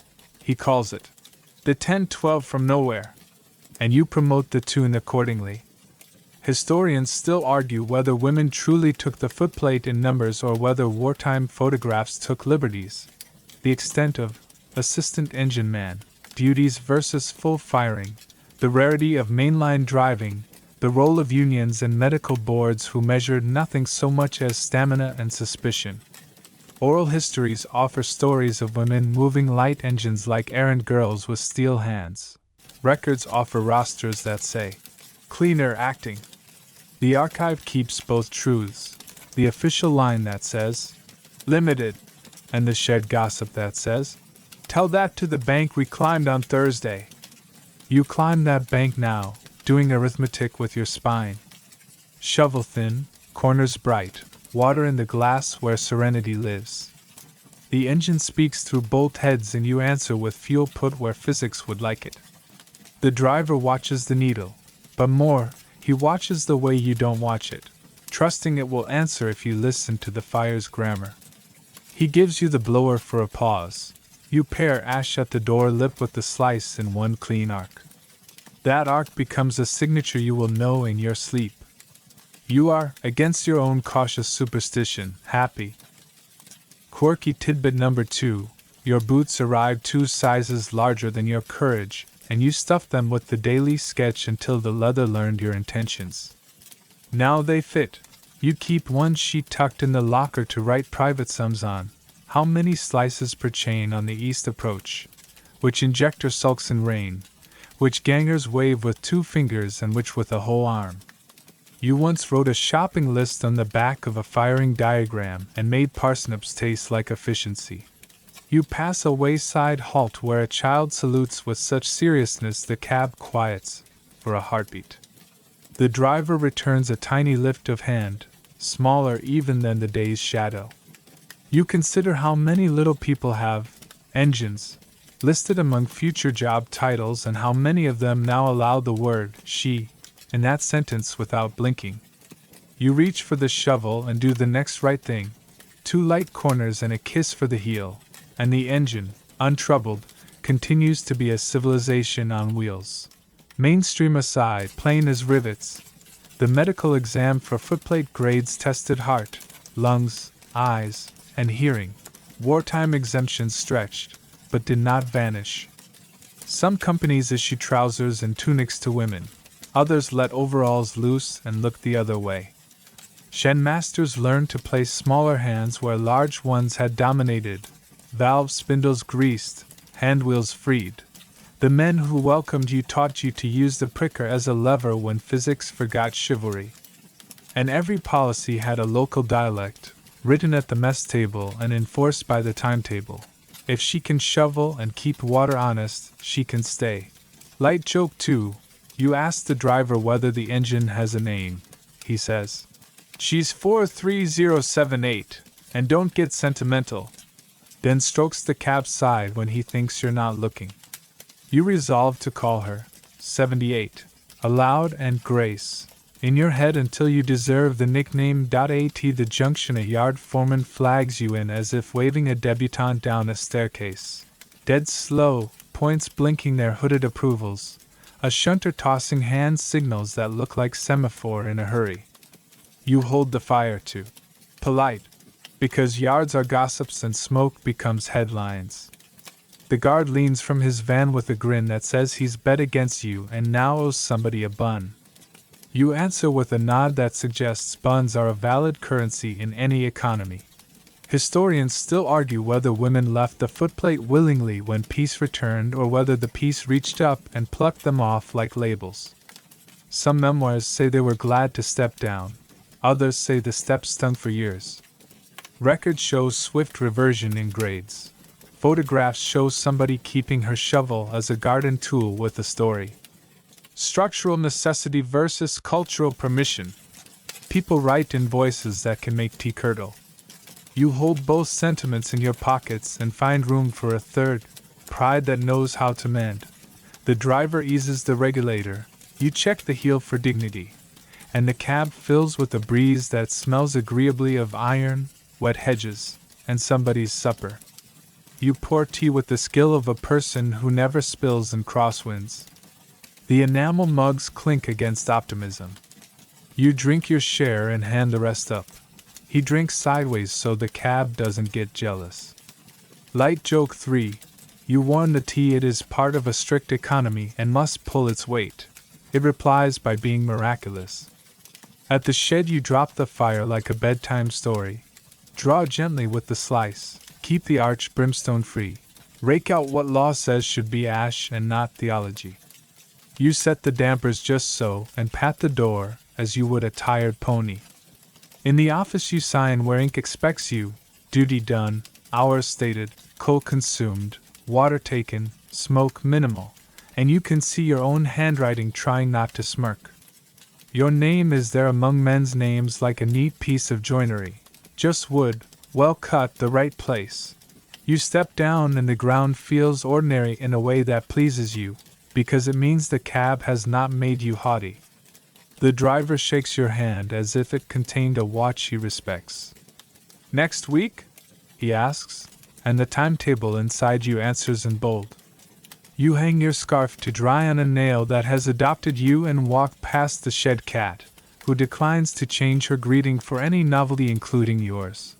When you reach the gate, you add a line to that invisible ledger you keep folded behind your ribs. Fire, steady, water, obedient, hills, old, now better acquainted, tea, luminous, jokes, 3, one respectable, skepticism, present, manageable, fear, useful, employed.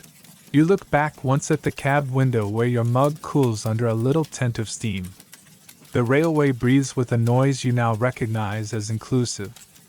You go home smelling of coal and arithmetic, which is to say you go home honest, and tomorrow your boots will feel a fraction older, and you will trust them with a fraction more gradient. You reach the shed at the grayest hour, when owls sign their time sheets with a blink and the crows haven't yet opened their mouths to discuss management. Dawn here is a rumor that smells of paraffin, warm metal, coal tar, and wet rope. The lamps inside the erecting shops still wear their blackout shades like sleepy hats. Outside, a jackdaw debates the virtues of the water tank. You push the door with your shoulder and the building answers with a long, useful sigh, chains shifting, lathes remembering yesterday, a drop pit yawning like a polite abyss. This is where trains come to be forgiven for how they kept their promises. You start with the pit road. A 260 sits over the gap like a patient with his shoes off. You descend the iron steps, hand on sticky rail, knees alert, and the world becomes a cathedral of undercarriage. Horn guides, axle boxes, brake pull rods, the tired hem of the ashpan. Each part introduces itself in grease and geometry. Your lamp, shuttered even now by habit, paints a small moon on the crankpin. You palm the white metal bearing cap as if testing a brow. Warm, not sulky. Oilers have done their manners. You set your drip tray and feel for play at the boxes with the gentle impatience of an ant straightening a tie. The foreman's book lives on a lectern as if scripture had footnotes about cotters. Hot box on the down, it says. Wheel set 2L, examine. Brake rigging slack, take a look, love. Injector gland weeping, not a sermon, a wipe. You sign for your share with a stub that has survived wars both public and personal, then fetch the tin of engineer's blue as if it were jam. Blue goes on the journal. A kiss of the brass tells you where pride sits too high. Scrape, scrape, scrape, the music of forgiveness. Then another kiss, bluer truth, less pride. Your scraper's edge sings when it approves. Mainstream fact steps down into the pit with its sleeves rolled. Wartime Britain kept sheds, depots, and works running at a fevered competence.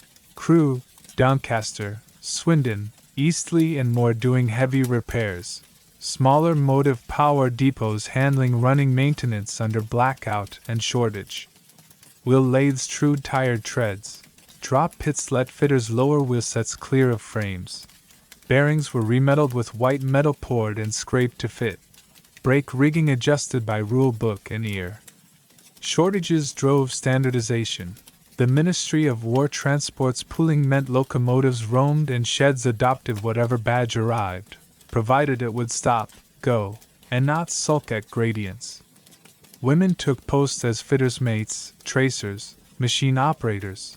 Night shifts learned a new grammar of hush. The wheel lathe wakes with a baritone hum that makes your sternum feel consulted. A wagon wheel set goes up against the tool post. Chalk marks the flat. The tool peels off steel like wet ribbon and leaves a bright, obedient cone. The turner watches the dial as if it owed him rent. He swears under his breath in a dialect of thousandths. The swarf falls into loops that look like handwriting. You tag the wheel set with a stencil. Date, cut, responsible party, that would be your initials, sorry, and will it back to its undercarriage as if returning a thought to the line it belongs in. Quirky tidbit. Somewhere in every shed a tea tin hides engineer's blue. Somewhere else, a sugar bag hides chalk dust for finding weeps.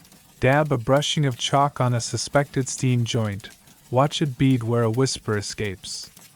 A fitter you admire keeps a teaspoon on string in his pocket for fishing dropped split pins from pits. The ministry never rationed spoons, he says, sacred as doctrine.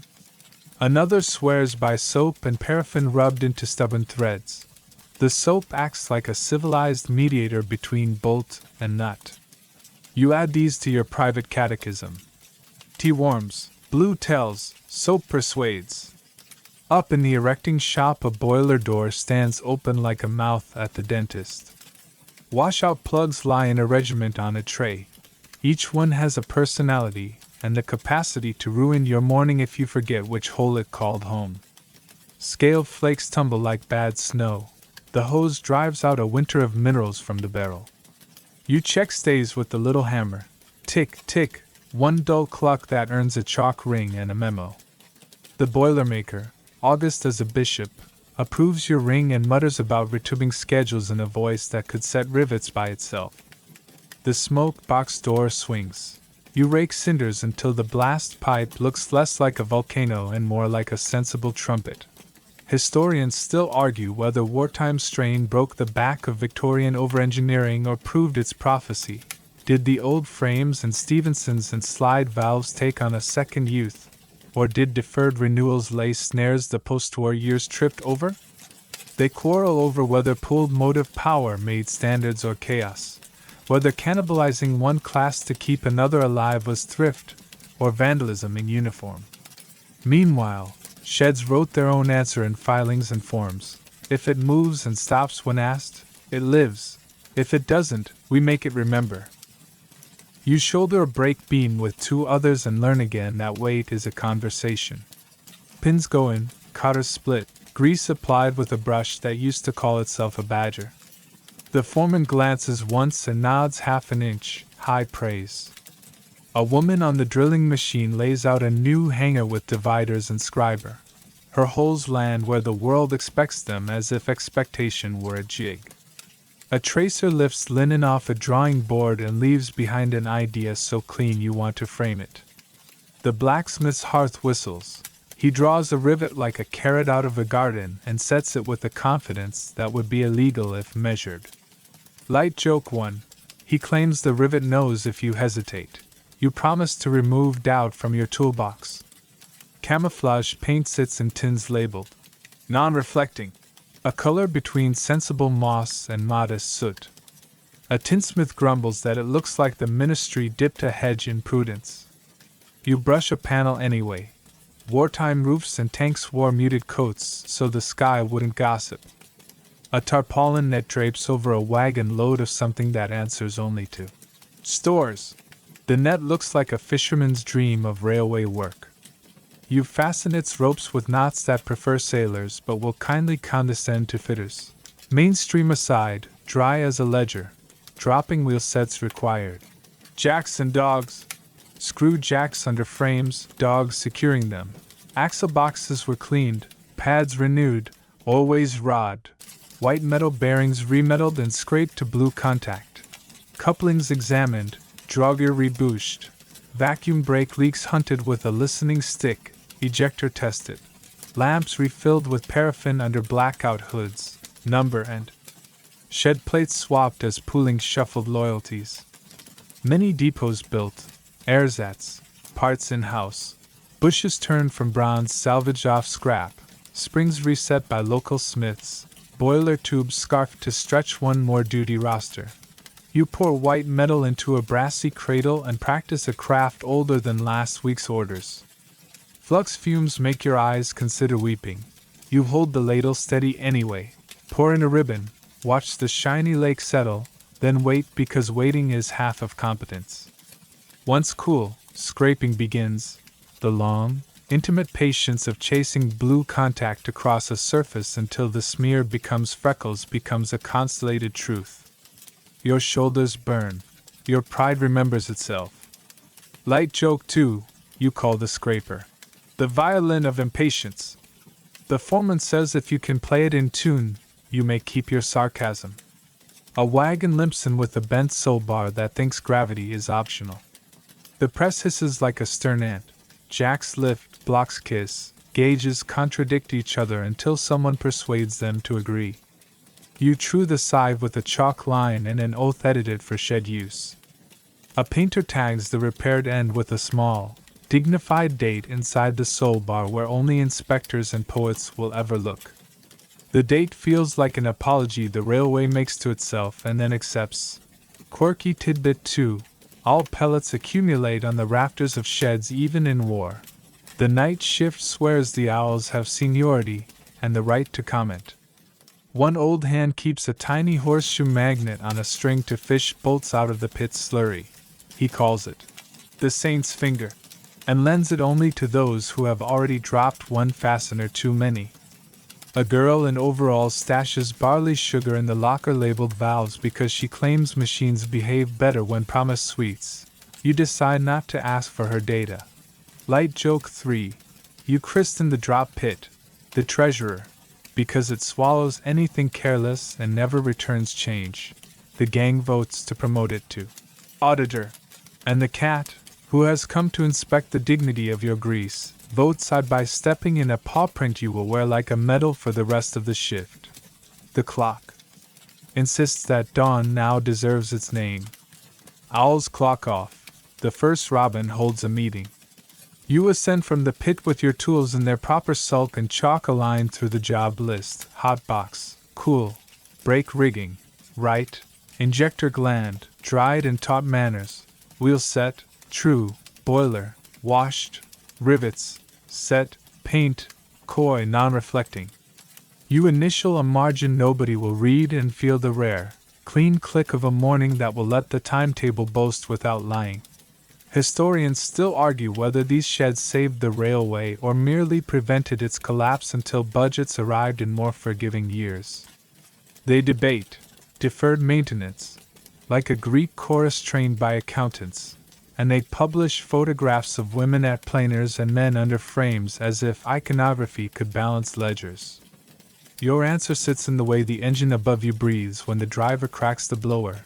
No rattle that shouldn't, no sigh that means argument. You turn your face to the warmth and take your pay in that.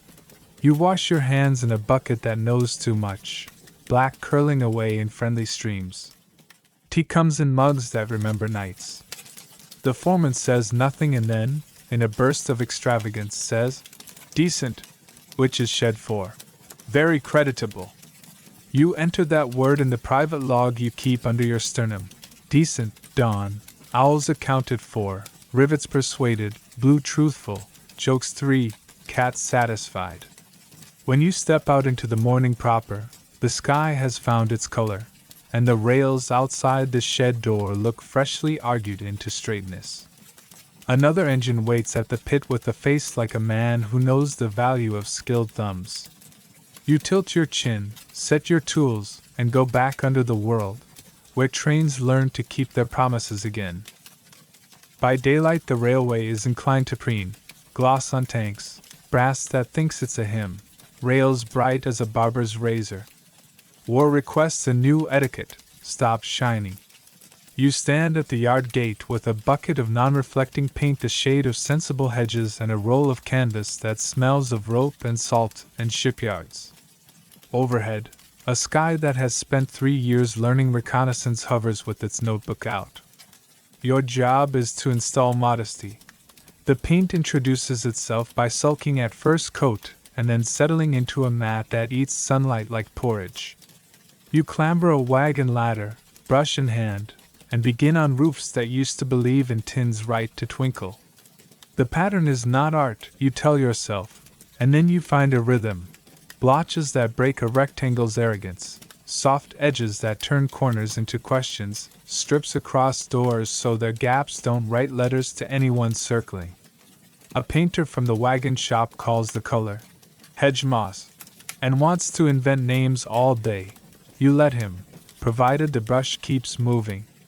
The men on the ground deploy tarpaulins, old sailcloth, new hessian, whatever can be persuaded to be quiet, and lash them to rafters like large, well-behaved blankets. Mainstream fact props its elbows on a stack of sleepers and nods briskly. By 1940-41, British rail yards, depots, and works adopted camouflage under Air Ministry guidance.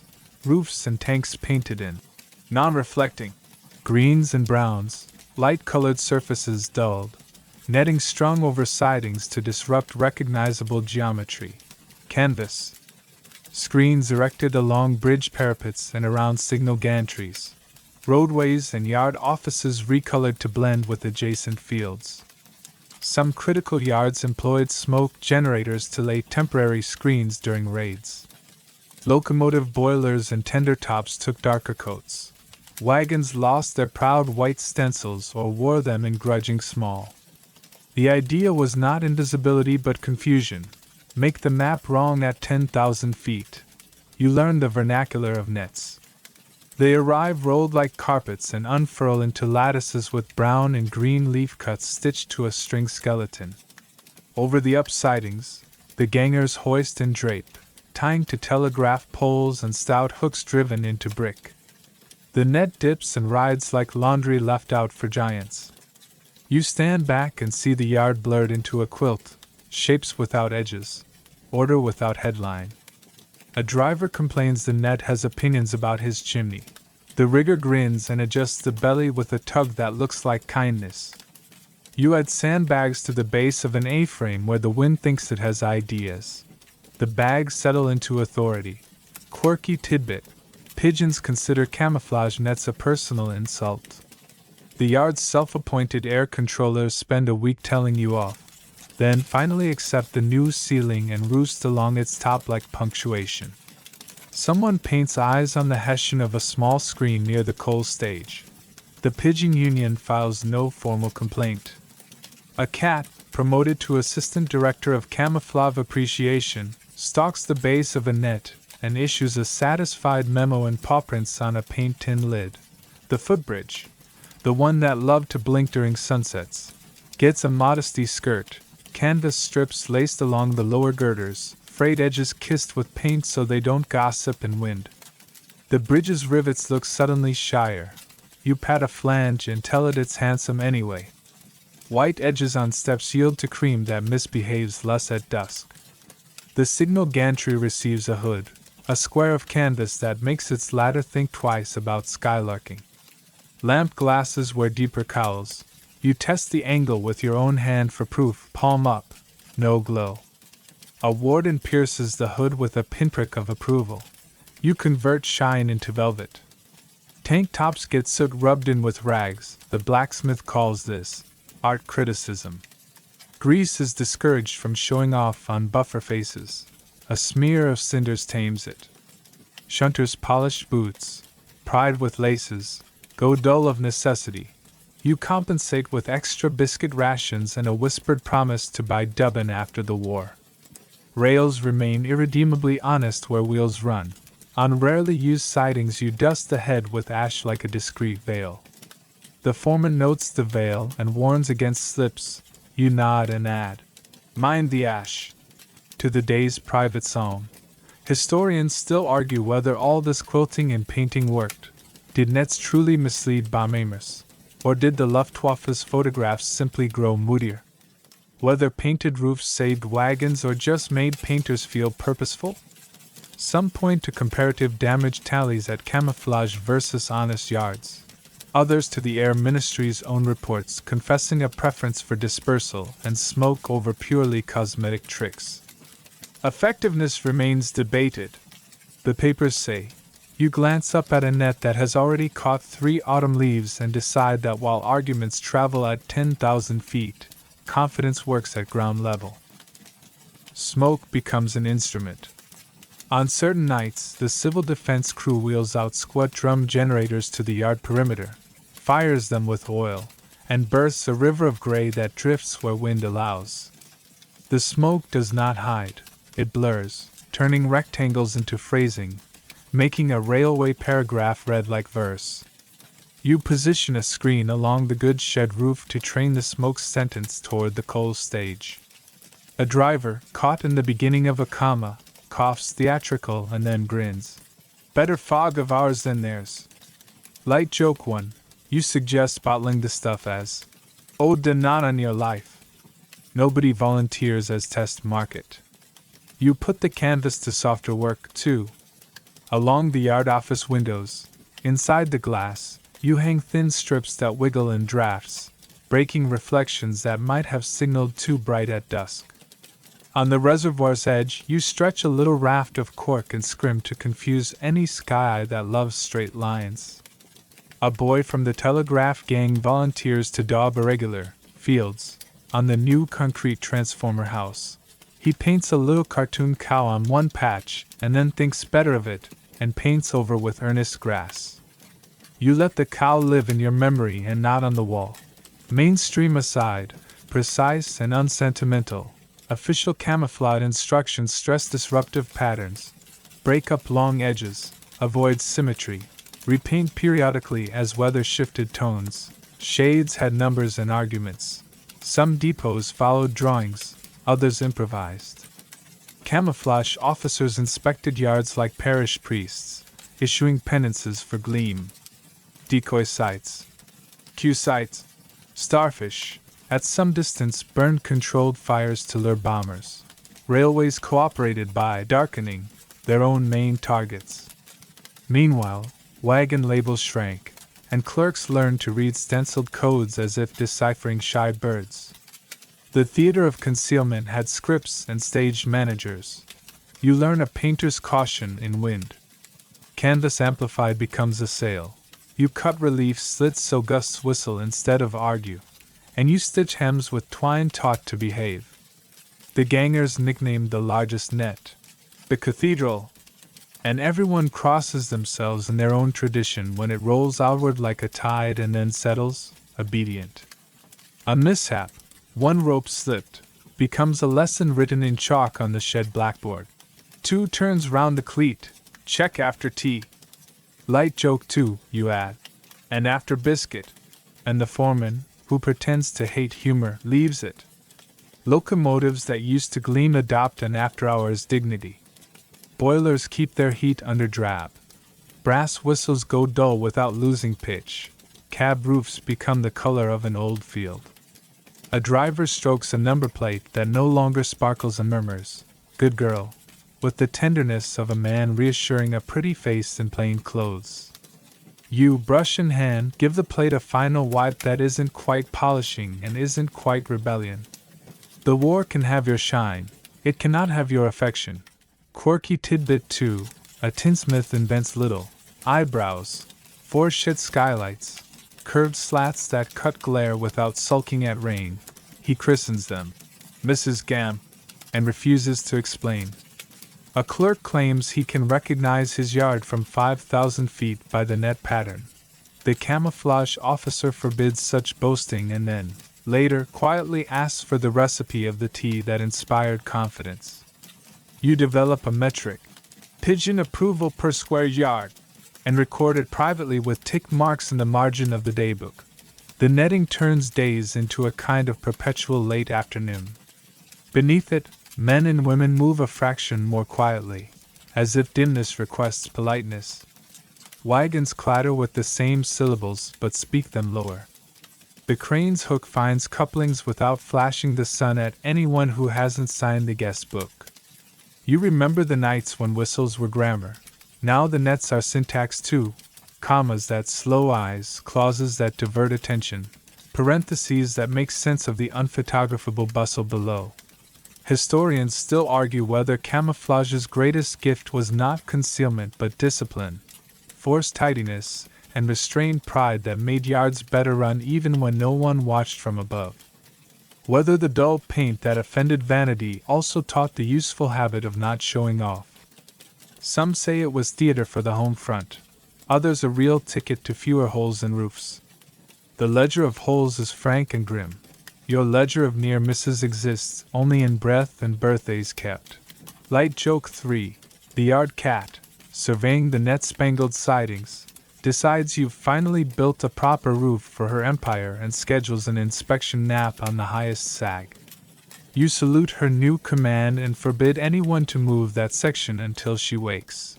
The camouflage officer, arriving unannounced, salutes too because some uniforms demand respect even without brass. By mid-afternoon the paint dries to a sober hush and the nets settle into their soft geometry. You coil spare rope, stow pegs in a biscuit tin labeled "See," and chalk an arrow on the shed floor to remind tomorrow's hands which way the wind usually plays. The warden walks the yard with a palm test no longer for light but for gleam. His hand returns undecorated and he writes, creditable, on a form that will hibernate in a file. You add your own verdict to the private register under your ribs. Roofs, quiet. Nets, obedient. Pigeons, negotiated. Smoke, literate. Jokes, 3. Courage, camouflaged, not diminished. Evening presses down like a gentle hand. A train snakes in beneath the net and disappears except for the sound of axles counting themselves. The driver's cap moves like a low tide. Up there in the thinning blue a bomber orbits someone else's problem. Down here your yard looks like a field that dreams of railways. You breathe, paint still under your nails, canvas dust on your cuffs, and pull a blind in your head half an inch lower. The whistle calls one ordinary note. You answer by tying off the last rope and telling the hook it has done enough for one day. You meet the guards van the way you meet a small office that has decided to travel. It smells of rope with opinions, paraffin in a good mood, and biscuit tins that have known better days. The desk is narrow, the stove is honest, the brake wheel rises like a polite lighthouse, and on a hook by the window hangs your favorite square of authority, the green flag. Folded, it looks like a handkerchief that read law school. Unfurled, it governs iron with the gentlest possible shout. You run your palm over the canvas as if greeting an old colleague. In daylight, this is the instrument. By night, its cousin, the hand lamp with a green slide, takes over. The flag gives. Right away. Not with drama, but with a competence that makes clocks obedient.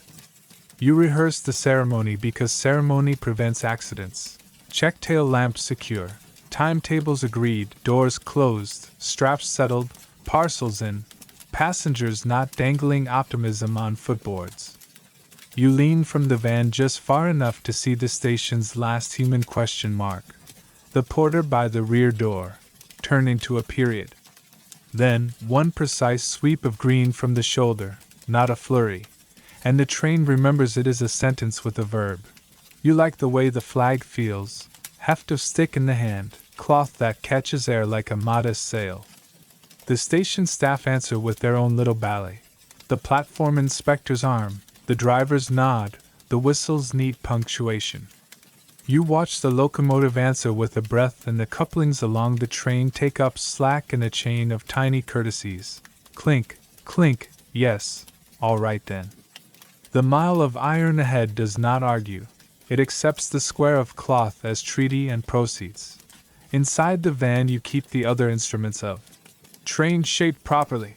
A tail lamp whose glass has learned discretion, spare lamp wicks, a pair of detonators in their tin like two very small emphatic syllables you hope never to speak, a bundle of waybills that explain why each wagon believes it's important, chalk, cord, a screwdriver that can be persuaded to be 6 other tools, and the logbook where "Departed right time" is written with a satisfaction that looks like neat handwriting.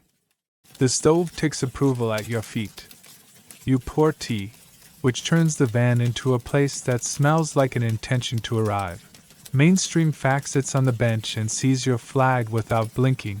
In British practice the guard, stationed in a brake van, goods, or at the rear of a passenger train, bore responsibility for the safe dispatch and working of the train under the rule book, ensuring doors were secured, tail lamp fitted, brake continuity established, vacuum/air. And right away, given only when the road was set and the station staff ready. By day the green flag authorized departure. By night a hand lamp showed green. Drivers answered with a short whistle. Guards kept the brake prepped, applied in emergency, protected a train stopped on the line with detonators at prescribed distances, and recorded times in a journal that inspectors later treated as scripture. Wartime added blackout shades to the van windows and deeper cowls to lamps, but the ritual held. You listen to your own train the way a doctor listens to lungs. The beat of wheels over joints is a metronome. The slack in the long goods speaks in delayed consonants. A too early clink means a lazy shackle. A wag in a van laments a heavy load balanced badly. You take the brake with the touch of a person turning down a gramophone. Never a grab unless you mean to change history. Just a firm, polite hand that keeps enthusiasm from becoming gossip in a curve. The flag may rule the first step. The break keeps the paragraph readable. Quirky tidbit. Some guards sew a coin into the hem of their flag so it hangs with gravitas on breezy days. Others starch the cloth lightly for a swan-like unfurl. A few keep a parade flag for inspections and a working flag for days when weather thinks it's supervising. One old hand carries a lace from his boots tied to the flagstaff as a lucky knot. He claims the knot remembers gradients, and you decide not to argue with archaeology. Stations have dialects of dispatch. In one, the porter at the front gives the driver the right away. The inspector relays, and you, at the back, acknowledge in a tidy loop that keeps the whole from starting without its tail. In another, you are the sovereign. Platform staff give the road to you with a nod, and you give the driver his word to go. You prefer the sovereign days because the green square in your hand feels like a vote of confidence, and because you enjoy not being ornamental. You keep the lamp's green slide polished where it matters, not for shine, but for truth. Historians still argue whether the guard's authority made trains safer by dividing responsibility or slower by multiplying ceremony, whether dispatch rituals saved seconds or cost them, whether centralization later did a better job by moving the power to panels. They also debate when driver-only working made sense, long after the war for passenger, and never for the goods of your memory. The papers choose sides with diagrams. You choose your side with a flag that has never lied to you. The timetable is plain. Wartime penciled margins make it honest.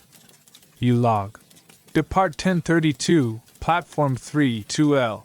Too late, for reasons nobody will bother to resent, and brake test satisfactory. You add. Lamp guard ring tight, because the ring you fettled this morning earned its pride.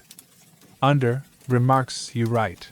Whistle grammar proper, which is not an official phrase and pleases you anyway. The van sways. You brace your knee in a way your trousers understand.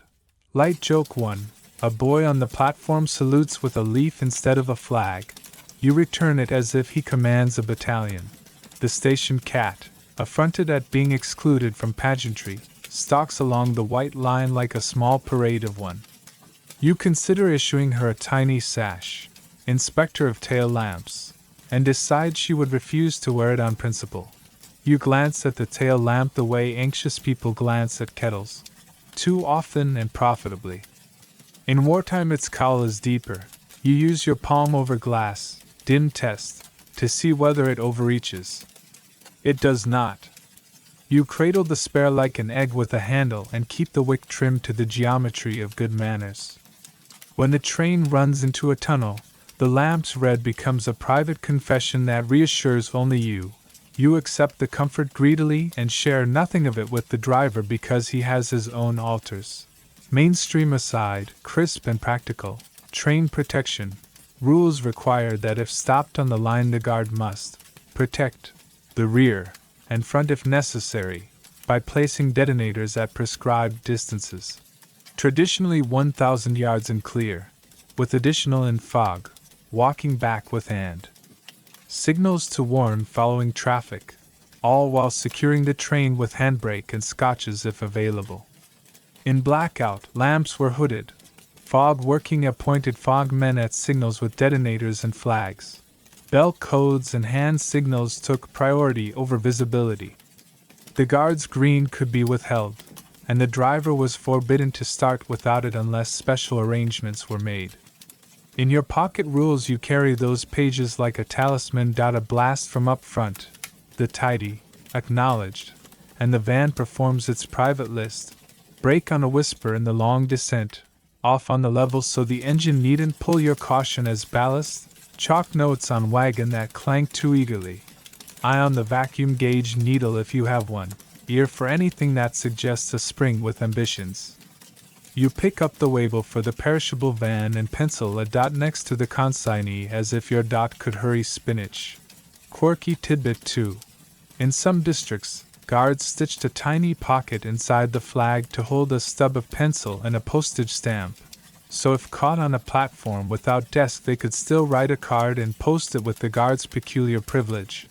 Letters slipped to station staff moved like first-class gossip. One guard wrote to his daughter at every water stop. When he died, she kept the flags. The stamps had left little ghosts in the cloth, oblong halos you could see when the sun came through. Light joke too, you once tried to iron your flag. The cloth retaliated by developing a crease exactly where a crease would be comedic at full unfurl. Since then you let the wind do the pressing and accept the comedy. As a morale measure. At small halts you become a one-person festival. Doors opened for parcels that travel without voices. Milk churns wrangled with a tenderness reserved for glass and gossip. A pram handed down and up again like a ceremonial boat. You keep your flag rolled under your arm like a baton you're not ready to conduct with. When all is as it should be, no straps sulking, no dog determined to board, you give the green and the halt feels, for a heartbeat, like a capital city with a very efficient emperor.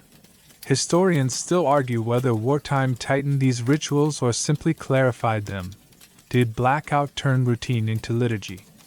Or did risk make everyone agree to read the book out loud for once?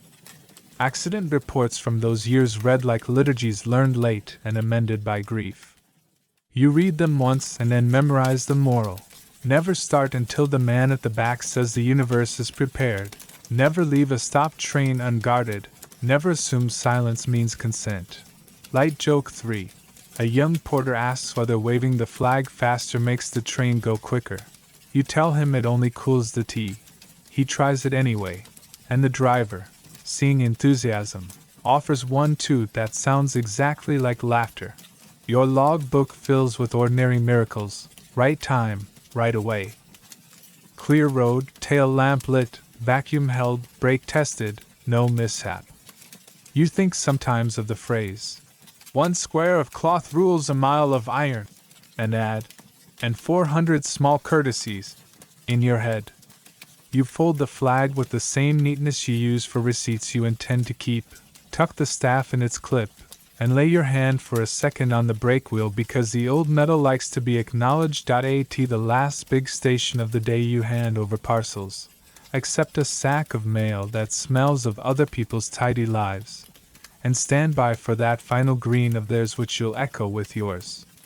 The platform inspector is a woman tonight, boots competent, gaze kind, whistle that commands even sparrows. She gives the driver the nod, you give the driver the square, and for a ridiculous second you imagine the two greens touching across the length of the train and knitting the whole thing into one polite animal. When the journey finishes in a country dusk, you douse the tail lamp, wipe the glass with the tender corner of a rag, and log your line in violet. Arrive 1847, 2E, cause, considerate gradients. You hang the flag, edge precisely folded, as if it might take a photograph. You sweep crumbs into a dustpan that has known both jam tarts and iron filings. You shut the van door with the same soft conviction with which you began the day, and you step down into a yard that has learned under nets how to be modest. On the way home you pass a boy on a footbridge practicing the flag with a leaf again. He has improved. You salute. Your pocket ledger writes itself, starts, clean, stops, kind, tail, present, lamp, behaved, flag, sovereign, jokes, 3, all legal. The mile of iron behind you lies flat and satisfied. The square of cloth on its hook rests like a closed eye, already dreaming of starting again tomorrow, when it will lift once more and teach a whole train to agree with time. The line ahead becomes a mouth. Not the kind that talks. Tunnels don't gossip. But the kind that inhales your train and decides how much breath you're allowed to keep. You see the black ellipse coming and feel the cab change its manners. Steam tightens its tie. The whistle clears its throat and decides to speak only when necessary. You and the driver exchange a glance that says the same sentence 2 ways. Steady now. You ease the fire to. Polite. Door. One fast blink, two slices to the corners that will sulk otherwise, then shut. The blower earns a whisper so the flame hugs the arch and won't try to write letters at the portal. The driver brings the cutoff back like a man folding an umbrella in a library. The masked headlamp, which by day feels modest, by tunnel becomes an etiquette teacher. No dazzle, all information. The portal slides over you. Daylight becomes a rumor that will have to wait its turn. The world reduces to rhythm, beat of joints, hiss of cylinders, the soft punctuation of the injector when you let it sit. Sound acquires walls. A whistle here is not the cheerful note you sent to halts earlier. It's a careful vowel bounce down brick. The loco speaks and then hears herself speak and blinks, as if surprised to sound so large. You and the driver breathe through the same thought. Speed limits are not insults, they are lullabies with teeth. Wartime orders made even champions behave. Expresses retimed. Freight's told to read the book aloud. Tunnels a special case for caution because smoke, blackout, and the simple arithmetic of visibility turn bravado into paperwork. The driver's hand rests on the regulator the way a parent rests a finger on a pram. Steady, kind, absolutely in charge without show. Condensation begins its small, private rain. Hot breath meets cold brick, and the cab inherits weather. Droplets form along the cab roof like a row of indecisive pearls, then plink 1, 2 on your sleeve. The gauge glass fogs at the edges like spectacles walking in from winter. You wipe it with a knuckle because that's what railway people do when presented with physics and no towel. The driver squints, not because he is unimpressed, but because tunnels turn eyes into apprentices. Watch the feel, not the view, he murmurs, and the rails translate for you. Tight curve here, a shoulder in the rock there, that little easing where a Victorian engineer left his good mood for later generations. Mainstream fact leans into the cab with competence. Wartime in Britain brought reduced speeds and stricter observance of block rules. Blackout required masked headlamps and shaded signals. Companies issued orders on caution through tunnels. Steam wisely husband, whistles minimal. Draft controlled to limit smoke and sparks. Fog working and bang road. Diversions made some tunnels bidirectional under special instructions. Ventilation shafts existed but often sulked under low-pressure nights. Crews knew which tunnels reigned and which merely argued. The rule book, always the quiet uncle at a noisy party, kept its paragraphs about tail lamps, head codes, and not entering until the section ahead admitted it had finished with the previous sentence. The tunnel's own climate writes footnotes on your face. Moist cinders land like punctuation. The fire's glow no longer announces. It whispers when the door cracks, a red cuff quickly hidden. Water in the glass drops more slowly. Injector on and then, with surgical timing, off, so you don't give the boiler a chill in a place that already thinks in damp. The driver counts in the dark, not in seconds, but in telegraph posts mentally transplanted underground. He could draw this bore from memory, where the brickwork shows its age, where a small seep remembers a spring, where the echo fattens because the cross-section widens into a chamber like a held breath. Quirky tidbit. Some crews swear by a dab of Vaseline or goose grease around the nostrils before a smoky tunnel. It turns cinder snow into something your handkerchief can argue with later. Others swear by peppermint drops to keep a swallow ready for soot that mistakes your mouth for a siding. One old hand you admire keeps a rag of damp sacking to hang over the cab doorway in bad bores. It catches smuts like a conscientious ant. You try the peppermint and discover it makes the tunnel taste absurdly like Christmas pudding and chemistry. Echo can lie. The beat of wheels rolls back at you so convincingly you think a second train is traveling the ceiling. The first time, your shoulders attempt to audition for panic. The third time, they behave. The driver checks the vacuum, glances for the little twitch of needle that means the brake pipe is still a good citizen, and lets the gradient and cutoff do most of the work. When he touches the whistle at a forgotten refuge, The note returns wearing a tuxedo of echo. You allow yourself a grin third-class passengers never see and then iron it off your face because dignity goes better with brick. Light joke 1. A droplet lands on the driver's nose with comic precision. You look away like a person pretending not to have seen a vicar trip on a hassock. He wipes it with a sleeve that once had opinions about cleanliness and says, "Bless the local weather," which is the most theological you have ever heard him get. Soot is a tutor. It teaches you which way wine sneaks even underground. It lectures your eyelids for blinking at the wrong moment. It marks your scarf with hieroglyphs no museum will ever solicit. You feel it in your teeth and pronounce tunnel with an extra consonant for 30 seconds. The cab floor becomes an editor, catching the excess punctuation and filing it under. Later. The driver keeps the door cracked thumbwidth on the lee side, letting air pass without inviting smoke to discover your lunch. Historians still argue whether wartime tunnel cautiousness throttled capacity more than bombing ever did. Was the slow, careful procession the real governor of ton miles? Or did blackout elsewhere do the damage first? They make charts, thrilling to anyone who loves axes more than axles, showing gradients, bores, and minutes consumed. Others argue over smoke deflector effectiveness in bores, whether those wing plates truly sent fumes up and away or sent pride up and statistics down.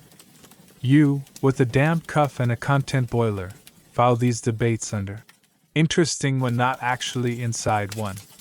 Mid-bore, the driver asks for a feather more on the blower. You oblige and the fire complies with a temperate purr. You think of your earlier drills, thin heel, clear corners, don't poke vanity, and feel a small, private satisfaction that craft doesn't abandon you where brick limits your corrections. The safety valves mind their manners. Nothing announces itself in steam that would kiss the brick and rain back down drama. Your hand finds the pricker and then puts it back without using it because tunnels prefer you to have thought of that earlier. Light joke 2. You tell the pricker, "Not now," and it sulks the way only useful tools can. Condensation makes lace on the spectacle glass. In the guard's van behind, it makes a soft, steady tapping on the roof like a polite audience. The guard will write, "Through S tunnel, steady, no incident," and warm his hands at a stove that smells faintly of wet boots. Passengers, if you are blessed with any, lean toward the window instinctively and meet their own faces instead of scenery. Someone murmurs to a child, "Listen, that's what traveling sounds like when the world closes its eyes." And the child, whose world is mostly noise and biscuits, adds tunnels to the list of things that are larger on the inside. Mainstream aside, practical as ever, many tunnels carried refuge recesses for plate layers, white painted in peacetime. Wartime darkened even these. Some had telephone cabinets. Fog men took up posts at signals near portals when visibility sulked. On busier routes, instructions forbade stopping within bores unless necessity made it law. If you did stop, protection rules became scripture. Detonators at prescribed distances, men in both directions, time logged like vows. In long bores, ventilators and shafts did what they could. In some, engines were instructed to drift where possible to spare lungs and brick. You feel the portal coming before light confesses it. Air sharpened, sound thinning, a small lift in the rail's voice. The driver straightens half an inch, not because posture matters to brick, but because leaving any enclosed place politely is a superstition even rational people obey. The mast headlamp's little eye catches the last 12 yards of mortared night. Then you are out and the sky laughs in your face with weather you forgot about. You breathe without knowing you had been careful not to. Quirky tidbit 2. On summer days, tunnel mouths grow their own climate. Cool breath that makes crew argue for just one more. When water is due. Children on footbridges play at feeling it and shriek theatrically if soot tags them. In winter, the mouth throws flakes like a magician. A platelayer once told you he could predict a hard frost by the way a particular bore smelled metallic. At dusk, you pretended skepticism and added it to your almanac anyway. Light joke 3. A rook chooses that exact moment to deposit commentary on the cab edge. You salute its editorial with a rag and inform it, gently, that your review section is closed. Outside, the driver lets the loco lengthen her stride again, but not like a vanity project, more like a promise kept. The safety valves, agnostic about aesthetics, stay seated. You crack the door a fraction, check the heel, smooth the corners in 3 short, approving motions, and close. The gauge glass returns to clarity. The tunnel's private reign becomes a story you will not need to tell, because your sleeve already does. The whistle takes one tidy note to thank a distant W board for its existence, and a line-side horse lifts its head as if it understands good punctuation. Historians still argue whether tunnels taught crews modesty more effectively than committees did, whether Brick and Echo turned a generation of engine men into poets of restraint.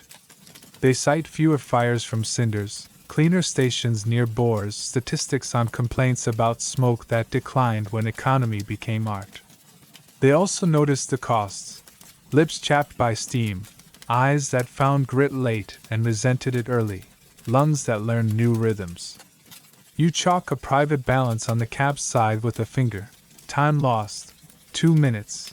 Dignity gained, enough. You pass the advance signal, hooded but cheerful, and allow yourself one of those unphotographable moments of satisfaction. Train intact, boiler sweet, driver's shoulders the shape they are when worry is off duty. The tunnel mouths behind you look merely like holes in the world again, not obligations. You wipe your hands, take a peppermint whose courage you've come to trust, and write in the invisible ledger that lives where your ribs meet: tunnel, behaved, echo, managed, condensation, comic, speeds, obeyed, boiler, courteous, jokes, 3, superstition, still allowed. Far ahead, another dark arch sits on the horizon like a semicolon. You and the driver exchange that same small look you began with, and you both smile at the grammar of rails. Slow there, then on, breathe there, then sing. Remember what Brick asks, answer with kindness. Count in joints, not in impatience. When the next mouth takes you, it will be the same sentence, different clause. You, still careful, the engine, still willing, and the night, still ready to turn effort into arrival without waking any more sky than necessary. The goods yard is a parliament where every wagon claims to represent the nation.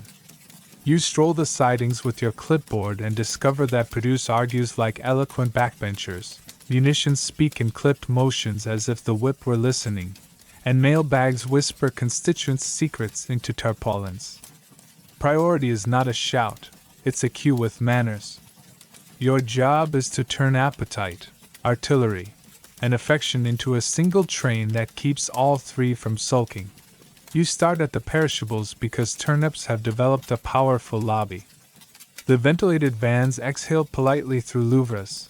Inside, crates wear their labels like passports: potatoes, marrows, EGGS, each stamped with timetables more fragile than china. The foreman taps a clipboard and says, "Fish by noon or insurrection," with the gravity of a man who has seen a kipper miss its destiny. You pencil the order of march in a hand that looks deceptively calm, perishables ahead of empties, milk near the engine because the driver knows how to drive gently when breakfast is aboard, ice vans if any, rare as compliments, cropped in between so nobody forgets they melt. Then you walk the war. The munitions wagons look exactly like boredom, that is their art. Box vans with numbers, tarpaulins with the personality of a closed mouth, placards that do not say bang, but might as well for those who can read. The shunters keep voices low because ritual helps. You check that the brake van for this consist wears its lamp like a vow, that securing chains sound like confidence when struck with a spanner, that pads haven't married oil in a way that will lead to drama. The guard logs. Loaded under supervision. Which is railway for. We behaved like church. Mail waits last. not because it is least, but because letters are a kind of steam in sacks. The post office men move with grim affection. They sort by the flick of a wrist, pitch a canvas bag with a geometry that would impress gunners, and manage to look both hurried and immortal. You love their labels, too, Mother, care of somewhere near Portsmouth.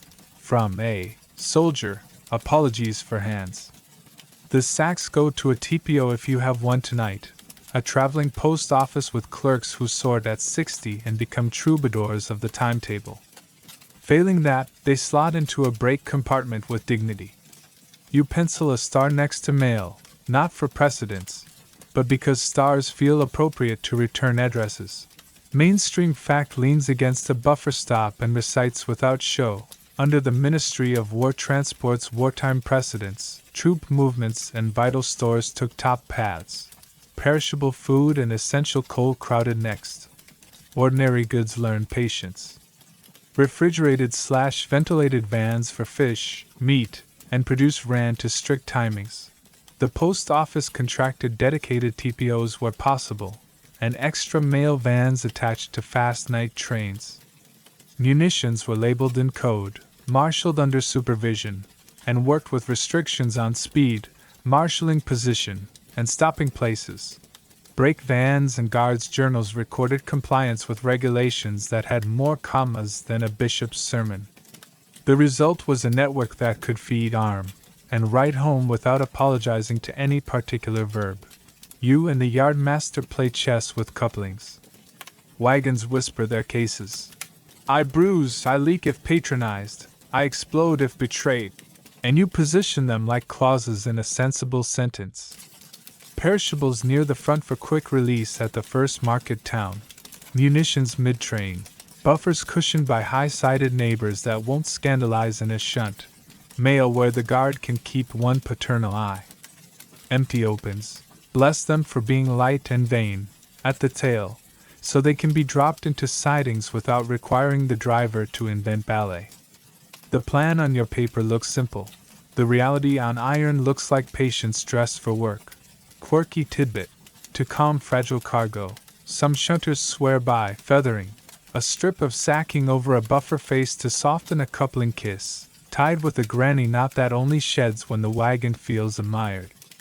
Others keep a pocket full of wood wedges carved from apple crates, the parliamentary whips, they call them, to quiet a crate that has developed political ambitions. One old hand chalks faces on particularly precious turnips, claiming produce behaves better when it believes it's watched. The foreman tolerates the art so long as the faces look respectful. You pace out the day's gentle heist of time. The perishables must catch the market. The munitions must arrive neither late nor the subject of a memoir. The mail must scatter itself into sorting frames like confetti on schedule. Control phones with the voice of a cousin. Coal banker delayed, fish first, stores second, your Banji lot follow the 120. You erase and redraw with an eraser the consistency of bread and a ruler that thinks it's a conscience. The shunter reads your new diagram as if you wrote it in steam and flaps his hand lamp like a librarian approving silence. Historians still argue whether food trains won the home front more than propaganda claims, whether ton-miles of carrots mattered more than slogans about digging for victory, whether rail's quiet distribution of greens did more to prevent riot than speeches. They argue, too, about munition statistics, trainloads counted against sorties flown, and about the post office's decision to keep posts from the front moving even when logic suggested austerity of the heart. Morale is a commodity. Some write. Letters are rations. Others counter. You nod to both and add privately, breakfast is strategy. The driver arrives with a face that has fired on worse coal and better jokes. You give him the consist sheet and point to the front two vans. Fish, you say, in the tone used for baby asleep. He nods and rests a hand on the regulator like a midwife pledging tact. The guard checks his van, ties his green flag to the hook where optimism lives, and slides his journal open to a page that expects good news in pencil. You walk the length of the train once more because superstition and professionalism share a bloodstream. Brake blocks flush, pins split, ropes tested, lids spoken to, labels sitting at the correct angle. The angle that says an adult has been here and knows how to spell. Arrive. Light joke 1. A loose-lidded crate of turnips tries to audition for freedom. You tighten its strap and pronounce it a conscientious objector. The shunter awards your pun 1 groan and an extra biscuit. Mailbags think inquire. You watch the post office men load with a passing grace that makes you want to write them sheet music. One of them, faced like a ledger that has survived 3 governments, touches a sack and says, "From my cousin," without looking at the address. He laughs at himself and adds, "Statistically certain." They show you the tiny wooden stamp that prints a sorting number in purple ink. You admire its arrogance, a small cube telling oceans where to pour. You want one for timetables. Mainstream aside, quietly methodical. The wicker apparatus for on-the-move mail exchanges. The iron arms on poles and nets on TPOs. Let sorted bags be snatched and thrown without stopping. Wartime reduced some exchanges for safety, but the craft survived on night routes under blackout. Perishables rode in ventilated vans with louvres and sometimes ice bunkers. Carriages bore, insulated, lettering that paint later made modest. Explosives carried, Class B, codes, routed by companies' instructions to avoid routes with excessive gradients or tunnels where ventilation proved sulky. Guards logged, EX, and train marshals ticked boxes with extra seriousness. Your pencil grows a ridge where seriousness lives. You give the green. The couplings take it up in a civil chain, and the whole train begins behaving like a single animal. The engine breathes the way a kitchen exhales when bread goes in. You listen for the first complaint. There isn't one. You write. Depart right time, with the tiny flourish of a person who has earned it, and you swear the mailbag's preen. Quirky tidbit 2. A myth persists that if you whisper the destination of perishable vans to the engine, she will run smoother. A driver you admire claims locomotives dislike onions and prefer milk. Another says letters weigh nothing until they go to lovers, then they're heavier than pig iron. None of this is ratified by the ministry, which is probably why it's true. Light joke 2. A porter asks whether turnips get travel sick. You promise to check their color on arrival and file a report with the Agricultural Satire Board. The run goes like a sentence without subordinate clauses. At the junction, a hand signal invites your perishables across as if introducing dignitaries.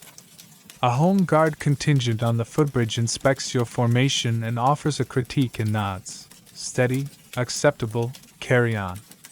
At the big town, you shunt the fish into platform 2 with a conspirator's stealth, open the van just enough for commerce to sniff, and the market men appear as if conjured by appetite. You write, "Fish off, 5:42, mercifully brisk," and add a private amen. Historians still argue whether the post office's insistence on punctual mail made railways better at everything else by force of habit. Did schedules for letters discipline wagons of coal by example? They debate whether munitions secrecy hampered or helped efficiency. Too few labels slowing yard work versus too many tempting eyes. Papers present columns with more numbers than adjectives. Your testimony remains untidy and certain. Feed the town, arm the regiment, deliver the letter that says, "Still here," and most other problems will agree to be minor for the morning. Light joke 3.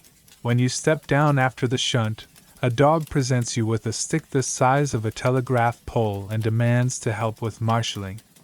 You promise him a job as assistant buffer stop and he consents to guard the parcels office with sleeping. By noon the yard smells different. Fish gone sublimely away, vegetables adopted, mail dispersed like opinions after a meeting, the munitions vanished with a wink you are glad not to have witnessed. You enter the last line in the day's goods ledger. Perishables met time, EX stores unobtrusive, mails satisfied, empties chagrined. You add, in your private register where you allow adjectives, Appetite appeased, powder dry, love delivered. The whistle offers one small, domesticated note.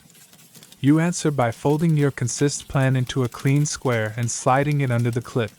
The way you end a chapter and leave the book open because another chapter will begin in 10 minutes. You open the timetable like a hymnal that's been to war, ink singing one key, margins humming another. The printed columns still believe in a world that shaved and wore a hat. Your pencil, blunt from experience, believes in tonight. You smooth the page with the back of your hand and it smells faintly of paraffin, cocoa, and decisions. This is the part of the railway where truth is written softly and then obeyed loudly. You begin with the obvious surgery. A line through the 2318 Suburban that hasn't run since Cole admitted it had other loyalties. A triangle beside the 2240 to mark. Attached mail then here. A hatched bar over a junction stop where the water column sulks and must be flattered by earlier attention. You write in tiny capitals the way your teacher begged you to, relief path 2326. Perishables, then you cross your T's with the discipline that would impress a platoon. Your pencil becomes a metronome, tapping the margin while the phone mutters like a cousin in the next room. Control advising a troop's special shadow. A coal banker delayed by a point with a personality. The Admiralty inventing a new word for urgent. The public poster on the platform, frugal with promises, still declares 2 evening trains where 6 once strutted. You strive to make those 2 behave in a way that comforts the room. The working timetable on your desk, meanwhile, looks like a palimpsest, first printing, then the emergency, supplement, then your neat graffiti, then the night's reality. The book and your pencil are not enemies. They are duet partners with different senses of humor. When you erase a line, crumbs falling like snow, you apologize to the typesetter and promise to buy him tea in a better year. Mainstream Fact sits down on the stool without asking and opens its own copy.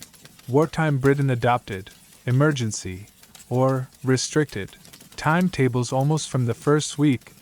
Passenger services paired to save coal, paths freed for freight and troop traffic, stopping trains consolidated. And last connections protected more by custom than by print. The Ministry of War Transport coordinated the lot, regional, control, offices issued nightly, and even hourly amendments by telephone and slip. From 1941. Double summer time, complicated clocks. 2 hours ahead of Greenwich in summer, 1 in winter, giving longer evening daylight for work and civil defense. Troop specials ran unadvertised. Ambulance trains moved to pre-cleared paths. Traveling post offices kept their night music on twinned rails of secrecy and punctuality. Bradshaw grew thinner. The public learned to carry a pencil as much as a ticket. You add your private heresies. A discreet loop arrow at South Junction. Hold empties there if the fish claim the main. A star against the porter's name. Ask her to wake the coal stage early, she likes a project. A ghostly bracket around 2 locals that can, with discipline, become one if the ambulance special needs that slot. You never lie on paper. You simply tell the future what it would want if it knew more.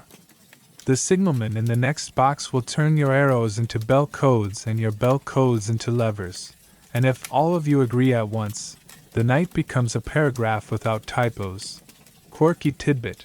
In some boxes the glass of the window serves as the best timetable. China graphs slashes where the graphs say trains ought to be, smudges where promises became hopes, little arrows that a sleeve will erase at dawn. When rubbers vanish to the front, dispatchers use bread rolled between palms. The crumbs in the spine of your book smell like a bakery that teaches algebra. A station master you envy keeps a length of elastic around his timetable at the exact page where bad news likes to enter. He calls it his hope band. Light joke 1, you threaten to iron your timetable. It retaliates by developing a tea stain in the exact shape of the Channel Islands. Clocks become negotiable. With double summertime, your wrist insists on being modern. The wall clock, Never completely reconciled. Ticks in a key of. Are you sure? You pencil DST beside evening trains for the benefit of anyone whose brain has stepped out to air raid practice. The guard's journal will later reconcile all these quarrels in tidy violet. Your job is to prevent quarrels from breeding. You call the down box. Grant me 3 extra for perishables past 11? They answer with a kindness that sounds like static and generosity. You move the fish forward in thought. The engine will do the rest in steam. Historians still argue whether the wartime timetable was brilliance or triage. Did Control's nightly origami elevate British rail to a kind of logistical art? Or did it simply reveal what happens when necessity edits courage? Some scholars praise the recovery time, padded into good schedules, elastic minutes that swallowed bomb damage and bad coal without puking statistics. Others call it complacency and neat handwriting. There are papers with graphs like ladders, papers with footnotes like bramble patches, and arguments about whether centralization strangled local cunning or armed it. You nod at both camps and feed your pencil. The phone rings with a voice that has learned to whisper orders and still be heard. Bridge restriction at mile 42, no doubleheaders until inspection. Divert coal by the branch if your banker's in a mood. You flick a loop on the margin, overwrite a printed minute, and draw a tiny bridge you'll erase later because art in the timetable is a morale hazard. You ring the yard. The foreman answers with his chin, hands full of coupling chains. Got it. Coal via branch, perishables keep main, munitions holding in 3A until all clear or the inspector decides physics is friendly. The book grows in ecology. Beside 2352 up goods, you write. Only if the down fast behaves. And draw a moth. Moth means. Don't attract attention with smoke. At 014 male. You add a robust underline because letters answer to a superior tribunal. At 103 troops special, unadvertised. You write nothing but a dot because dots are modest and will not be read over your shoulder by a curious person who thinks secrecy is impolite. Your pencil stub shortens like a candle. Light joke too, you announce, quietly, that your eraser deserves an OB. The porter nominates the kettle for a bar to its medal. Mainstream aside, damp with reality. Damaged diversions were ordinary liturgy. Bombed lines routed trains through country branches whose flanges had forgotten speed. Emergency notices, special traffic notices, STNs, rolled through stations like sermons with short sentences. Permissive working. In yards relaxed the strictest spacing to recover wagons faster. Sundays ceased to be a day off from freight. Bank holidays took a sabbatical from being holidays. And yes, clocks moved to double summertime, first in 1941, extended thereafter, provoking letters to editors and fewer accidents and evening blackouts by all serious accounts. You bring the red pencil out of its drawer like a fire alarm and draw a clean curtain over 2 lines. Construction gang requests possession. 2:30 to 4:10. Bridge timbers. Absolute block. No appeals. You call 3 boxes and the yard to make the printed denial real. People accept it with the odd good humor shared by those who know bridges are the bones of trains. You pencil a little detour that adds 6 minutes and removes a paragraph from tomorrow's accident report. Quirky tidbit 2. Some controllers kept a box of colored pins. Milk blue, coal black, troops red, munitions a shade they refuse to name. In the same way cooks keep spice tins. After some nights the board looked like a birthday cake with opinions. Others trained the book to accept tabs cut from cigarette packets. A threadbare rainbow of priorities. A woman at one control, board of humble stationery, clipped her timetables with hairpins that left small crescents in the margin. Decades later an archivist will wonder why time was marked with ornament. Light joke 3. You catch a pigeon pecking the public notice board and informative service alterations. It blinks with the authority of the Air Ministry and refuses to comment. The printer's ink remains calm through all your panic. Printed. Arrive 022. Bears with your pencil. 027 if Cole breathes first. Like a gentleman accommodating a late train with dignity. You think of the timetable as the skeleton and your pencil as the nervous system. Signals darting, orders flexing, reflexes learned. The station clock gives a token cough as if to remind you it remains the face the public trusts. You persuade it with a wind and a stare. Historians still argue whether passengers suffer nobly or merely sulked. Letters to newspapers complain about missed last trains and dark platforms. Others write of unexpected kindness at 2 in the morning when an inspector saved a bicyclist from guessing at lanes under sky that had forgotten stars on purpose. Economists tally the productivity cost of lost suburban services. Social historians tally the conversations that bloomed in canteens when workers took earlier or later trains and met different faces. Your statistics are smaller. 3 apologies made with tea, 2 penciled hand maps sketched for a mother and child to reach a billet in 1 connection instead of 2, 1 green flag lifted exactly when it should be. Midnight turns over like a page. Your book now looks like a battlefield's bandage. Scribbles that stopped bleeding, lines that held, smudges that confess where impatience lived. You blow crumbs away, clap the cover shut, and clip a fresh notice about tomorrow's diversions to the inside with a pin that used to hold someone's hair. The phone gives you one last lullaby. All clear, no further specials, perishable working complete. You scrawl thank you without meaning to. The man on the other end says, likewise, and hangs up before either of you does anything sentimental.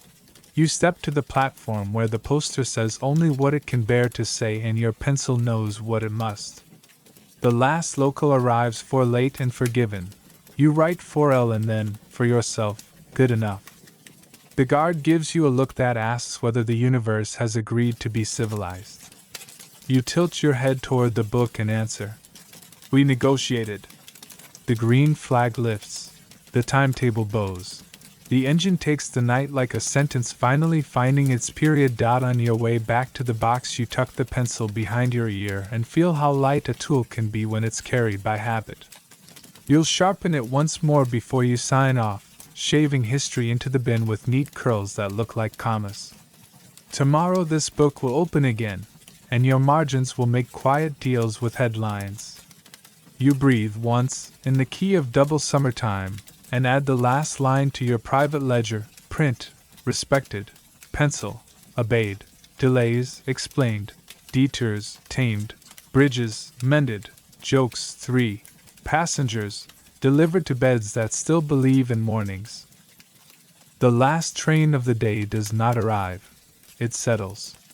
You stand on a platform that has learned to lower its voice, and you watch the headlamp roll towards you like a coin that intends to be sensible. The porter beside you, the one whose cap brim is a ledger of drizzles, has a piece of chalk tucked behind his ear and a yawn he keeps postponing out of courtesy. You can tell a station's soul by its last 5 minutes. Tonight yours has the posture of a person who has finished the washing up and left one light on so the cat doesn't think the universe forgot her. The guard's lamp, shaded, dips once. The driver answers with a whistle that is more punctuation than personality. Doors open with that soft gasp learned from tired wood. The porter steps forward and becomes a butler. Pram down, parcel up, a hand to a grandmother whose cane votes. Mind the gap. A nod to a corporal who has stored his salute somewhere safe for peacetime. You take a mail sack that smells of pencil shavings and gravy and pass it to the night clerk, who stamps its presence as if baptizing it. Somewhere, a cask of milk catches its breath. Somewhere else, a crate of produce remembers to be tomorrow. You write the real work with chalk. The porter chalks 4L on the board for late, not worth an anecdote, and circles it like a teacher who believes in gentle truths. He ticks next to connections made and taps the chalk twice on the tray, as if waking it for the last small promises. Lamp trimmed, barrow returned, gate chained, cat accounted for. The chalk squeaks in a key called closing time. He will pocket the stub in 5 minutes, and it will make a dust moon on his jacket that his wife will brush away in the morning while pretending not to smile. Mainstream fact, sitting calm as a bench. Last connections were wartime obligations disguised as courtesies. Even with reduced emergency timetables, companies endeavored to secure final links, running paper trains, on some nights, services that existed by notice more than by numbers, to strand as few as possible. Blackout protocols eased in stages late in 1944 to 45. The all-clear sirens that once told you night had decided to be kind now sounded less often, and by VJ Day, became ceremonies. The last trains continued to keep evenings agreements, mail to sorting frames, milk to creameries, fish no longer in a hurry because Sunday had ideas about markets. The porter's chalk outlived speeches. The platform does its bedtime routine. You draw the blackout blind halfway, then all the way, then, by new habit, back up again because peace has changed the angle of modesty. Lamps allow themselves to glow like people stepping back into old names. The porter ties the small sign that says last train, thank you in letters that have survived 3 winters, and he straightens the knot with a pride that looks like tidiness and is, in fact, survival. He checks the tail lamp with his palm as if blessing it. He bumps a barrow's wheel against the curb and the white paint looks back like a grin that finally permits teeth. Quirky tidbit. Many porters carried personal chalk, softer than the company's, because it wrote better jokes. Some drew tiny silhouettes of cats on the low edge of the board to remind colleagues to check for actual cats before shutting anything. Others kept a secret repertoire of symbols, a star for kettle on, a moon for station master asleep, a little arrow for mind the puddle by the goods door. One man carved his initials on a chalk stub with a penknife and kept it in his waistcoat the way other men kept photos. When it broke, he carried the pieces like relics and his wife rolled her eyes with love. The driver leans from the cab and says, "All right at the back?" in a tone that would make a quarrel behave. The guard answers with that small, sovereign dip of green you've come to think of as an entire constitution on a stick. The last train pulls away, not like a shy person but like a reliable one. The porter, duty dancing from feet to fingers, takes 2 steps forward and watches the tail lamp until it chooses horizon over company. You watch with him because 2 people looking makes a better guarantee than 1. Historians still argue whether nights like these built the railway community, or merely disguised the workforce with romance. Whether chalk and tea and tail lamps are nostalgia's smoke or structural beams. They debate the post-war decline, cars, roads, closures, and wonder aloud if wartime discipline postponed, rather than prevented, entropy. Others argue the opposite, that the habits learned under sirens, shared thermoses, chalk jokes, left-hand levers scraped true, wired people into a stubborn kindness that held long after neon returned. Evidence remains mixed. The papers say with wonderful seriousness, you decide evidence can be mixed and the tea still hot. The chalk lived on in pockets. That counts. The porter locks the parcels office and demonstrates an art called pocket inventory. He produces 1 chalk stub, 1 length of string destined to be everything by dawn, 1 pencil that could rule a county, 1 receipt with jam on it. The jam does not invalidate the receipt. 1 folded map of a town he has never visited, and 1 coin that refuses to become bus fare because he walks. He puts them back with the order of a man filing a good day. He'll add a biscuit to that pocket in 5 minutes. For the road, which is code for the walk home smells like wood smoke tonight. Light joke 1. He announces he is awarding himself employee of the last 10 minutes. You present him with a medal made of string and a luggage label. He pins it to his lapel with the seriousness of a man who knows the difference between clowning and morale. He salutes the station cat, who inspects the metal, accepts the ceremony, and then deliberately turns her back, as cats do when they cannot be seen to approve, only to permit. You do your own audit. Chalk marks gone where they ought to be, lamps shaded to polite, notices aligned like well-cut hems, the tea tin reseated in its cupboard, the ledger closed with its string loose, not strangled. The porter leaves a note on the counter, morning, milk 5.20, fish possible, do not believe rumors about spare keys. You tuck it under the blotter where it can plan its jokes overnight. You pin a card to the board. All clear received. And underline received because this is a house that believes in verbs. Mainstream aside, bureaucratic and gorgeous. The all clear signals, once municipal routine, receded into drills and tests, and then into stories. Air raid wardens turned ward clerks and bus conductors again. ARP posts became sheds for sand. Sirens rusted into local myth. Railways kept the hum. Maintenance rosters grew new columns. Make do. Outlived coupons, control, kept its pencils. Porters kept chalk. The routine, the last train's mouthwash and light switch, survived all constitutional reform. Light joke too, you humored the station clock by telling it, good night. And it being a clock, refuses to respond. The porter says clocks never say good night because they are always awake, which is why they are insufferable in arguments. He pockets his chalk and announces he's taking the long way home to check whether the moon remembered where it lives. The station empties of tasks and fills with sound effects that were always there and have merely been promoted.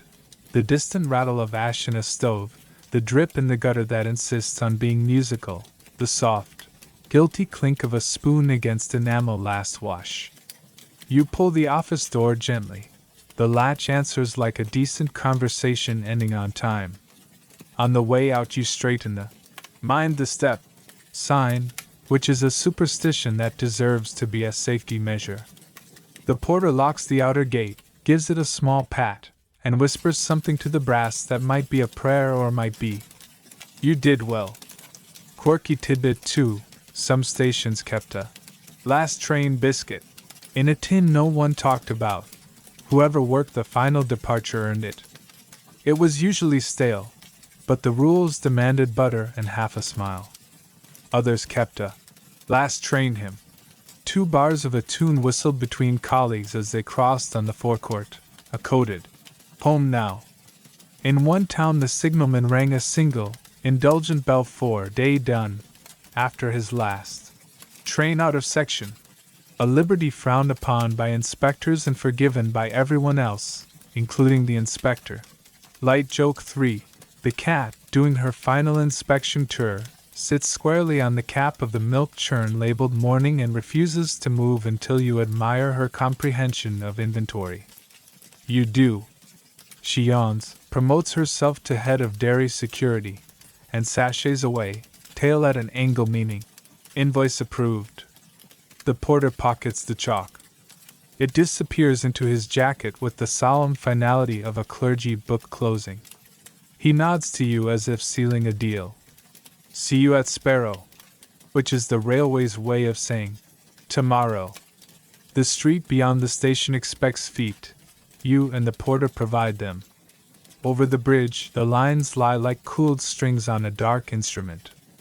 You stop, look down, and say good night to iron that has held its end of the bargain all day, carried fish and letters, kept munitions unloud, taught a timetable to be honest, and accepted 1,000 small courtesies without asking for applause.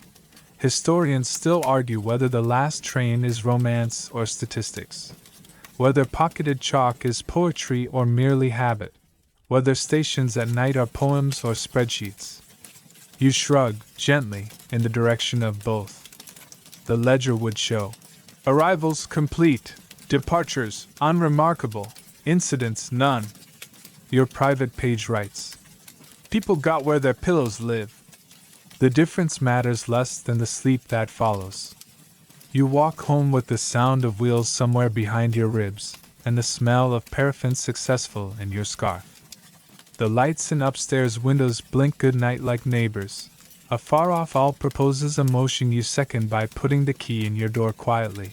You turn out your pocket, string, pencil, a coin, the porter's mock metal ribbon, 1 barley sugar you forgot about, and 2 specks of chalk that glimmer under the lamp as if they intend to write something in your dreams. You blow them off your palm and, just before the last speck leaves, write in the air 1 more line, all clear. Your hand lowers. The night closes its ledger. The station, somewhere a curve away, keeps breathing in its sleep the way well-adjusted places do. You perform the last ritual of the day, kettle poised for tomorrow, and drift toward a sleep earned the way the railway earns everything, by doing the next right thing and the next, until the last train goes and the sky agrees to dim. Let the platform fade to the quiet shape it knows best. Long, low, a hush lay gently over iron. The chalk has gone to a good pocket. The lamp glass is warm where your palm tested it. The board says nothing now and means it. Breathe as if counting wagons, slow and even, drawing air into a silent 4, holding for the smallest pause, letting it out longer than you think you can, like a brake easing a train to a courteous stop.